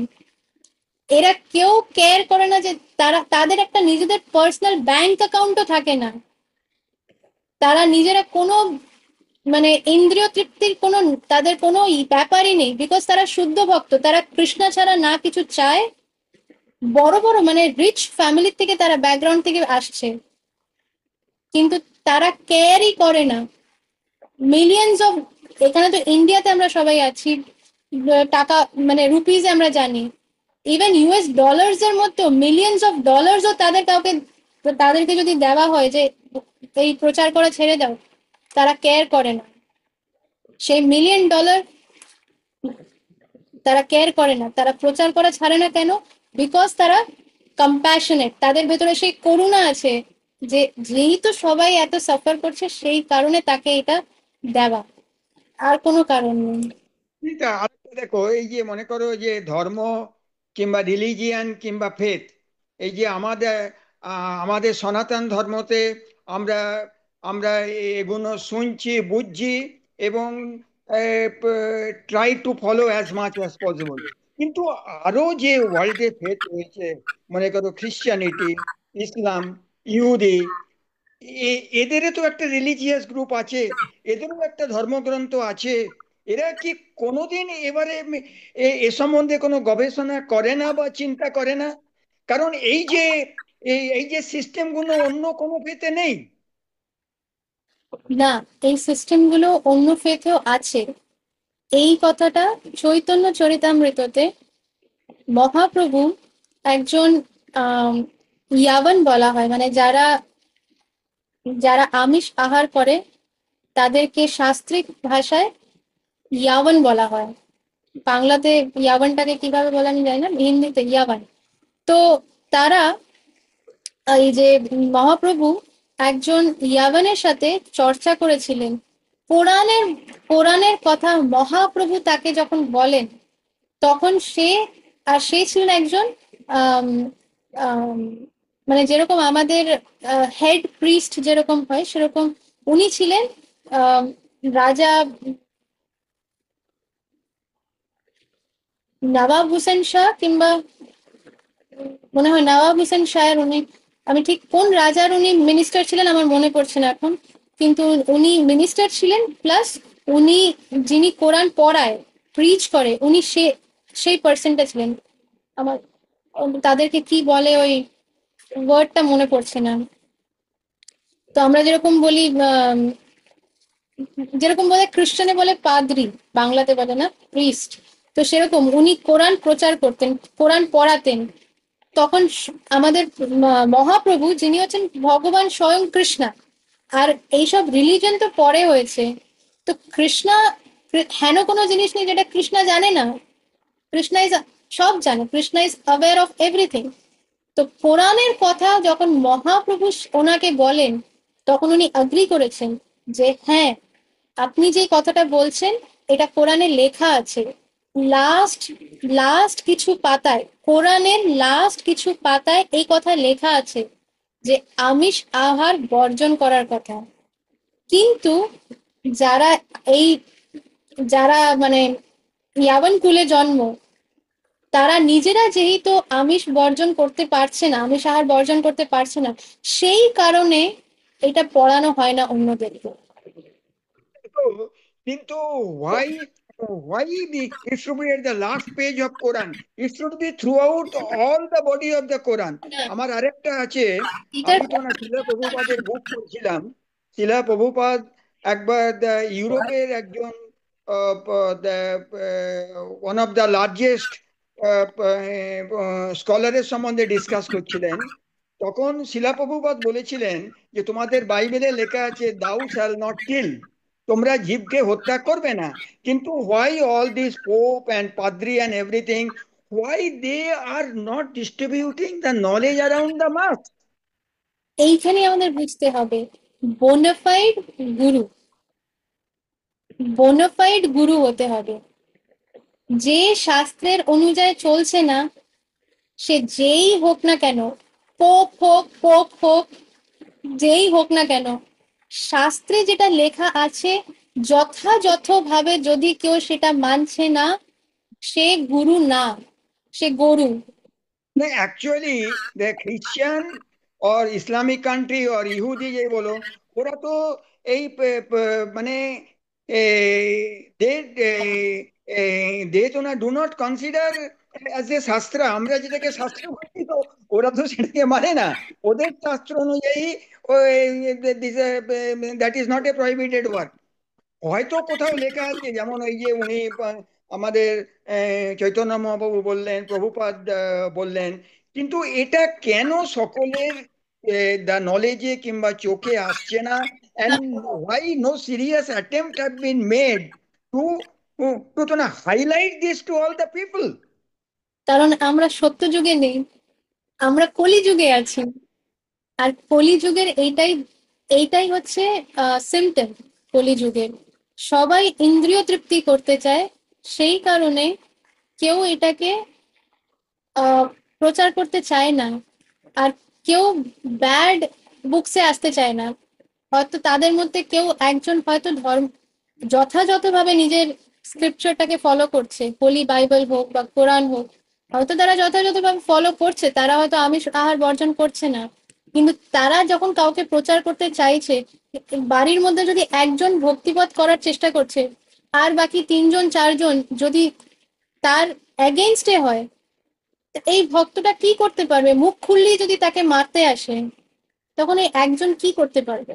তো আমাদের বুঝতে হবে যে আমরা কলিযুগে আছি, আমরা সত্যযুগ, দাপর যুগ, ত্রেতা যুগে নেই, আমরা কলিযুগে আছি। আর এই কলিযুগের একটাই বিশেষ যেটা গুণ, বিশেষ গুণ, সেটা হচ্ছে এই হরিনাম সংকীর্তন। তো কারা পারলো না, এটা শিল প্রভুপাদ বলেছে যে যে মানে নিজের বিজনেসে complete your business and come back to godhead. আমাদের যা বিজনেস এই ভৌতিক জগতে যেটুকু করার, ভক্তি করো, Krishna conscious, fully 100% Krishna conscious থাকো, আর মৃত্যু সময় ভগবত ধাম ফিরে আসো। বিকজ 100 জনের মধ্যে হয়তো একজন বা দুজনই এটা করতে পারবে, বাকি সবাইকে আবার জন্ম মৃত্যু জরা ব্যাধি দিয়ে যেতেই হবে। কারণ তারা শুনেও যদি সেটা না মানতে পারে এই করতে, তাহলে কে কি করতে পারবে? আমরা চেষ্টা করতে পারি, আমরা কাউকে কিছুই করাতে পারবো না যতক্ষণ god helps those who help themselves. যারা নিজেদের সাহায্য করতে চায় তাদেরকেই ভগবান সাহায্য করতে পারবে। যে নিজেই কি পশুগ্না, আমাদের শ্রীমদ্ ভাগবতমে একটা শ্লোক আছে যে যারা এরকম দুর্লভ একটা জিনিস পেয়েও নিতে চায় না বা পেয়েও নেয় না, তাদেরকে বলা হচ্ছে আত্মঘাতী। মানে তারা নিজেদেরকে নিজে মারছে। আমাদের বুঝতে হবে যে তারা নিজেরাই নিজেদেরকে মারছে, তারা নিজেরাই নিজেদের ক্ষতি করতে চায় আর ক্ষতি করছে। তো আমাদের এই ডিসকাশন যতক্ষণ চলতে থাকবে। সি ইয়ার ইভেন আমি যদি বাইরের কথা ছেড়ে দিই, আমার লাইফে তো আমরা তো মানে শুরু থেকে আমাদের পেরেন্টস, আমাদের সোসাইটি, আমাদের স্কুল, আমাদের কলেজ আমাদের এই জ্ঞানটা তো দেয়নি। তো তখন কি এটা ছিল না? আমরা যদি তখন তার এই এই তোমার জ্ঞানের কিছুমাত্র পেতাম, নিশ্চয়ই আমাদের মধ্যে চেঞ্জ আসতো। আমি তো পার্টিকুলারলি আমার লাইফে আমি কত পাপ করেছি, কি করিনি সেটাই সেটাই বলা যায় না। এটা এটা তোমার হিউমিলিটি। অ্যাকচুয়ালি হ্যাঁ, এই জ্ঞানটা তখনও ছিল, কিন্তু তখন আমাদের ছিল প্রভুপাদ। তোমার সময় আমি বলছি, তখন ছিল প্রভুপাদের আমাদের কাছে ভগবদ্গীতা যথাযথ ছিল না। আর এটা ভগবদ্গীতার স্টার্টিংই লেখা আছে যে এই ভগবদ্গীতার অনেকগুলো এডিশন আছে, অনেকজন ভগবদ্গীতার উপরে কমেন্ট্রি লিখেছে, কিন্তু প্রত্যেকে কি করেছে নিজের নিজের মন মতন নিজের অনুযায়ী যা ইচ্ছে বানিয়ে লিখেছে। কিন্তু Srila Prabhupada Bhagavad Gita as it is যথাযথ, তার মানে কি কৃষ্ণা বলেছে আমি স্বয়ং ভগবান, শিল প্রভুপাদ বলেছে কৃষ্ণা স্বয়ং ভগবান। কৃষ্ণা বলেছে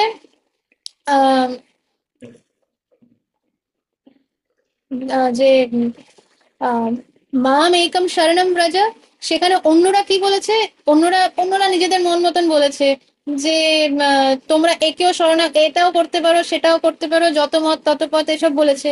কিন্তু শিল প্রভুপাদ যখন কৃষ্ণ যেখানে বলছে মাম একম শরণম ব্রজ, শিল প্রভুপাদ ওটার তাৎপর্য আর অনুবাদ কি দিয়েছে যে কৃষ্ণা যে হচ্ছে স্বয়ং ভগবান, supreme personality of godhead, সে বলেছে যে আমার চরণে শরণাগত হয়। সে কোনো কৃষ্ণের কথাকে কোনোভাবে ঘুরপাক করেনি। তো যেহেতু এরকম নলেজ দেওয়ার তখনও ছিল, কিন্তু শিল প্রভুপাদের মতন কেউ প্রচার করতে পারেনি। কারণ প্রভুপাদ হচ্ছেন একজন স্পেশাল সোল, শক্তাবেশ অবতার, ভগবানের শক্তাবেশ অবতার। সে স্পেশালি এম্পাওয়ার যে পুরো বিশ্ব ব্রহ্মাণ্ডের মধ্যে হরিনাম মানে সবার মুখে দিতে পেরেছে আজ অব্দি, যেটা আমাদের প্রভুপাদ হচ্ছে 28 ইন সাকসেশন। তার তার আগে তো 27 তো এসে গেছেন। ওই 27 এর ওরা তো না অত তো না এফার্ট করার ফলেও আজকে আমরা এই এই পজিশনে আছি। আমাদের এইটা দেখতে হবে, আমাদের এটা বুঝতে হবে। শিল প্রভুপাদ একটা কথা সবসময় বলতেন, বাংলাতে আমি বলছি, যে আমাদের ওই হাজার হাজার তারা দরকার নেই, টিম টিম করছে তারা হাজার হাজার, একটা সূর্য বা একটা চন্দ্র হতে হলে পরে নয় সূর্য বা চন্দ্র। ওই টিম টিম করছে তারা কিছুদিন পরে নিভে যাবে, সেটা হয়ে কোনো লাভ নেই। আর আরেকটা জিনিস হচ্ছে 27 যারা আছে, তো যখন কোনো কনস্ট্রাকশন হচ্ছে বিল্ডিং এর, কেউ কি বলে স্টোনটা রাখছে, কেউ তার ফার্স্ট লেভেলটা তৈরি করছে, সেকেন্ড ফ্লোর তৈরি করছে। এই যে যারা আমাদের গুরু পরম্পরা, ওনারাও যখন ছিলেন, এই যে ভগবানের জন্ম কোথায় হয়েছে এটা কারা দিয়ে গেছেন? আমাদের আচার্যরা। কারণ সব লুপ্ত হয়ে গেছিল, জঙ্গলে ঢেকে গেছিল। তো তারা কিভাবে জানে? কারণ তাদের সেই শক্তি, সেই এম্পাওয়ারমেন্ট আছে, সেই কারণে আমরা এইগুলো জানতে পেরেছি। শ্রীমদ্ ভাগবতম গ্রন্থরাজ, শ্রীমদ্ ভাগবতম কে দিয়েছে? আমাদের এই আচার্যরা দিয়েছেন। শিল প্রভুপাদ কিন্তু এই গ্রন্থ লেখেননি।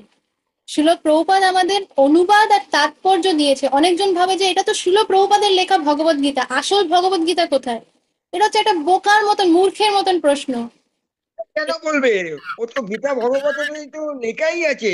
ভগবত actually Gita was spoken to Suryadev first right. তো এটা তো বাই। এইটা হচ্ছে দিস উইল কন্টিনিউ। এটা এইটা নিয়ে আমাদের মাথায় ইয়ে করার দরকার নেই যে কেন ইয়ে। আর ইনফ্যাক্ট এখন তো কলিযুগে শুধু 500 বছর হয়েছে, 600 বছর হবে। কলিযুগ আরো অনেক 43,000 ইয়ার্স বাকি। 500 নয়, 5,000 বছর হয়ে গেছে। সরি, 5,000 বছর হয়ে গেছে, 500 বছর মহাপ্রভু এসেছেন। আর হ্যাঁ, আর আমাদের এই কলিযুগ এখন আরো অত বছর বাকি। তো এখন তো ওর কলিযুগ শুরুও হয়নি। কলিযুগের এটাই সিমটমস শ্রীমদ্ ভাগবতমে লেখাই আছে যে কি কি হবে কলিযুগে, সব দেওয়া আছে। এমন কিছু নেই যেটা মিসিং। তো যেটা হচ্ছে সেটা অ্যাজ পার স্ক্রিপচারে যে লোকজন এরকম হয়ে যাবে, মন্দ বুদ্ধি হয়ে যাবে, শাস্ত্র মানবে না, শাস্ত্র শুনলে পরেও বুঝতে পারবে না, ভগবানের কথা মানতে চাইবে না, নাস্তিক, নাস্তিক গতির। তাদের মধ্যে কি বলে মানে অনুশীলন করার যে যেটা যোগ্যতা সেটা হারিয়ে ফেলবে। তো এই জিনিসগুলো লেখাই আছে। আমি অন্যদের প্রশ্ন নিচ্ছি কারণ আমাদের টাইম আবার আমরা ক্রস করে যাচ্ছি, তাই জন্য। কিন্তু আমরা এটা অফলাইন নিতে, মানে আমি রেকর্ডিং বন্ধ করে তারপরে আমরা, কারণ না হলে অনেক লম্বা রেকর্ডিং হয়ে যায়। ঠিক আছে। তাই জন্য আমি প্রথমে আমি অনুভব প্রভুকে একটু আনমিউট করছি, যদি এখন অব্দি অনুভব প্রভু আছেন। হ্যাঁ মাতাজি আছে। মাতাজি, আমার একটা অন্য প্রশ্ন ছিল, সেটা হচ্ছে কিছুক্ষণ আগে একটা ছবি এক্সপ্লেন করা হলো যেখানে একটা যোগী ডিপ মেডিটেশনের মধ্যে দিয়ে তার স্থান পরিবর্তন করতে পারেন, মানে দেহ ছাড়তে পারেন। তো আগের ক্লাসে আপনি ট্রান্সেন্ডেন্টাল এসেন্সের কথা বলেছিলেন, তো আমরা এটাকে কি একদম highest form of transcendental essence ধরতে পারি, বা বিষয়টা কি? না, ট্রান্সেন্ডেন্টালিস্টের মধ্যে 3 প্রকারের। তো এইটা হচ্ছে ফাইনেস্ট না, মানে এটা টপমোস্ট না। টপমোস্ট হচ্ছে ভক্তি যোগ। কারণ যারা নিজেদের ইন্দ্রিয়কে কন্ট্রোল করে, এই যে প্রাণায়াম, ইয়াম নিয়াম হাঠ যোগা, প্রাণায়াম, ধ্যান, এগুলো করে যারা এটা করে, এটা একটা পয়েন্ট অব্দি নিয়ে যায়। অ্যাট দ্য মোস্ট কাউকে ব্রহ্মজ্যোতি অব্দি নিয়ে যেতে পারে, মানে ব্রহ্মলোকের আহ, মানে প্রিভিয়াস স্টেপ অফ ব্রহ্মলোক। তো এই ব্রহ্মজ্যোতিটা কি? এটা হচ্ছে ভগবান কৃষ্ণের অঙ্গের থেকে যেই জ্যোতিটা বেরোচ্ছে, সেই জ্যোতিটা মানে এত দূর অব্দি ছড়িয়ে আছে যে পুরো ব্রহ্মলোক যেটা, সেটা এই জ্যোতির দ্বারাই ইলুমিনেটেড। মানে যেরকম আমরা লাইট ইউজ করি, সেরকম এই ব্রহ্মলোক আর পুরো স্পিরিচুয়াল ওয়ার্ল্ড, এটা আমাদের ভগবান কৃষ্ণের অঙ্গের থেকে যে জ্যোতি বেরোচ্ছে, সেই জ্যোতির দ্বারাই পুরোটা ইলুমিনেটেড, আলোকৃত। তো আর ব্রহ্মজ্যোতি হচ্ছে ব্রহ্মলোকের আগে, মানে ব্রহ্মলোক তার পেছনে, তার আগে জ্যোতি দিয়ে ঢাকা। তো অ্যাট দ্য মোস্ট যারা এই ধ্যান করছে তারা ওই ব্রহ্মজ্যোতি অব্দি যেতে পারে। কিন্তু যতক্ষণ কেউ ভগবানের সে ভক্তি, ভক্তি মানে কি? ভগবানের সেবা, ভালোবাসা দিয়ে সেবা করা। আবার কেমন সেবা? ভগবান যেই রকম সেবা চায়, ভগবত গীতায় ভগবান দিয়েছে যে আমি সেবা, কিরকম সেবা চাই, কোন সেবাটাকে আমি সেবা মানি। আমি বলতে কৃষ্ণ, আমি না। তো কোন সেবাটাকে ভগবানের সেবা মানা হয়, এই ডিটেলসটা ভগবান দিয়েছেন অলরেডি, কৃষ্ণ অলরেডি ভগবত গীতাতে দিয়েছে। সেই অনুযায়ী যারা সেবা করছে, ভক্তিপথ অনুশীলন করছে, তারাই হাইয়েস্ট প্ল্যাটফর্মে যেতে পারে। তো যেই কারণে যারা ভক্ত, ভগবানের ভক্তিপথ অনুশীলন করছে, সেইটাকেই হাইয়েস্ট মেথড অফ ট্রান্সেন্ডেন্টালিস্ট যেটা বলা হয়, তার মধ্যে যেটা মানে বেস্ট অ্যান্ড হাইয়েস্ট, সেটা হচ্ছে ভক্তিপথ। আর যারা এই ধ্যান, যোগা বা প্রাণায়ামের মাধ্যমে, সেটা হচ্ছে নট দ্য হাইয়েস্ট। সেটা হচ্ছে মানে 3টে ওয়েজ আছে, তার মধ্যে সেকেন্ড ওয়েটা। কিন্তু it is very difficult, it is not মানে এটা অনেক চ্যালেঞ্জেস আছে আর অনেক অনেক ডিফিকাল্টিজ আছে এইটা করার জন্য। এটা ইজি না। অনেকজনই এখন করে, অনেকজন বলে যে আমরা ক্রিয়া যোগা করি বা এই যোগা করি। তো যোগা তারা ভাবছে যে আসন বা শরীরের আসন করলে পরে, আসন কিছু করলে পরে তারা হাইয়েস্ট লেভেলে যেতে পারবে, কিন্তু অ্যাকচুয়ালি সেটা সত্যি না, এটা ভুল ধারণা। তো বুঝতে পেরেছ? আচ্ছা মাতাজি। হ্যাঁ মাতাজি। আচ্ছা, আর এবার আমি মোহনকে অ্যাডমিট করছি। হরে কৃষ্ণ মাতাজি, দণ্ডবোধ প্রণাম। আজকের ক্লাসটা খুবই ভালো হয়েছিল। আহ, একদম ডিপে এক্সপ্লেন করেছিলেন। হরে কৃষ্ণ। হরে কৃষ্ণ।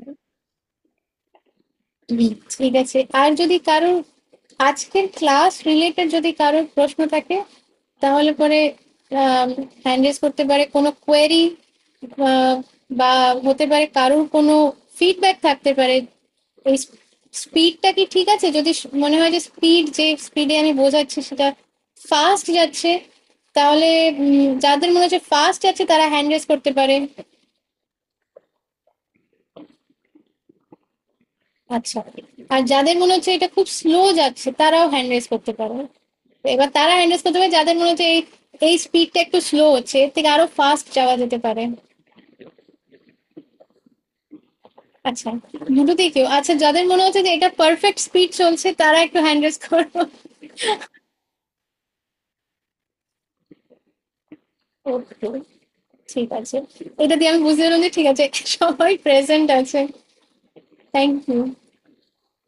ঠিক আছে, তাহলে আমরা আজকের জন্য এখানেই আহ আমরা এখানেই স্টপ করব। হরে কৃষ্ণা। আর আশা করছি যে সবার এখন অব্দি আজকের এই স্পেশাল কৃষ্ণ জন্মাষ্টমীর দিন খুব খুব ভালো কাটছে, খুব ভালো কাটুক। আর সবার উপরে আমি সবার জন্য প্রার্থনা করি যে সবাই যাতে খুব খুব আহ সবার উপরে যাতে কৃপা থাকে, আশীর্বাদ থাকে ভগবানের, গুরু গৌরাঙ্গের। এটাই আমার প্রার্থনা আজকের বিশেষ দিনে। আর আবার মোহন হাত তুলেছে কেন দেখি আমরা। জন্মাষ্টমী তো ভালো চলছে, আপনার ক্লাস শুনে আরো ভালো লাগছে। হরে কৃষ্ণ। ঠিক আছে, হরে কৃষ্ণ। गौरांग कोटि भक्तवृंद की जय, गौरांग कोटि की जय। जगत गुरु श्रीला प्रभुपाद की जय। निताय गौर प्रेमानंदे, हरि हरि बोल। श्री कृष्ण जन्माष्टमी की जय। जय श्यामा पूर्णमयी माता जी की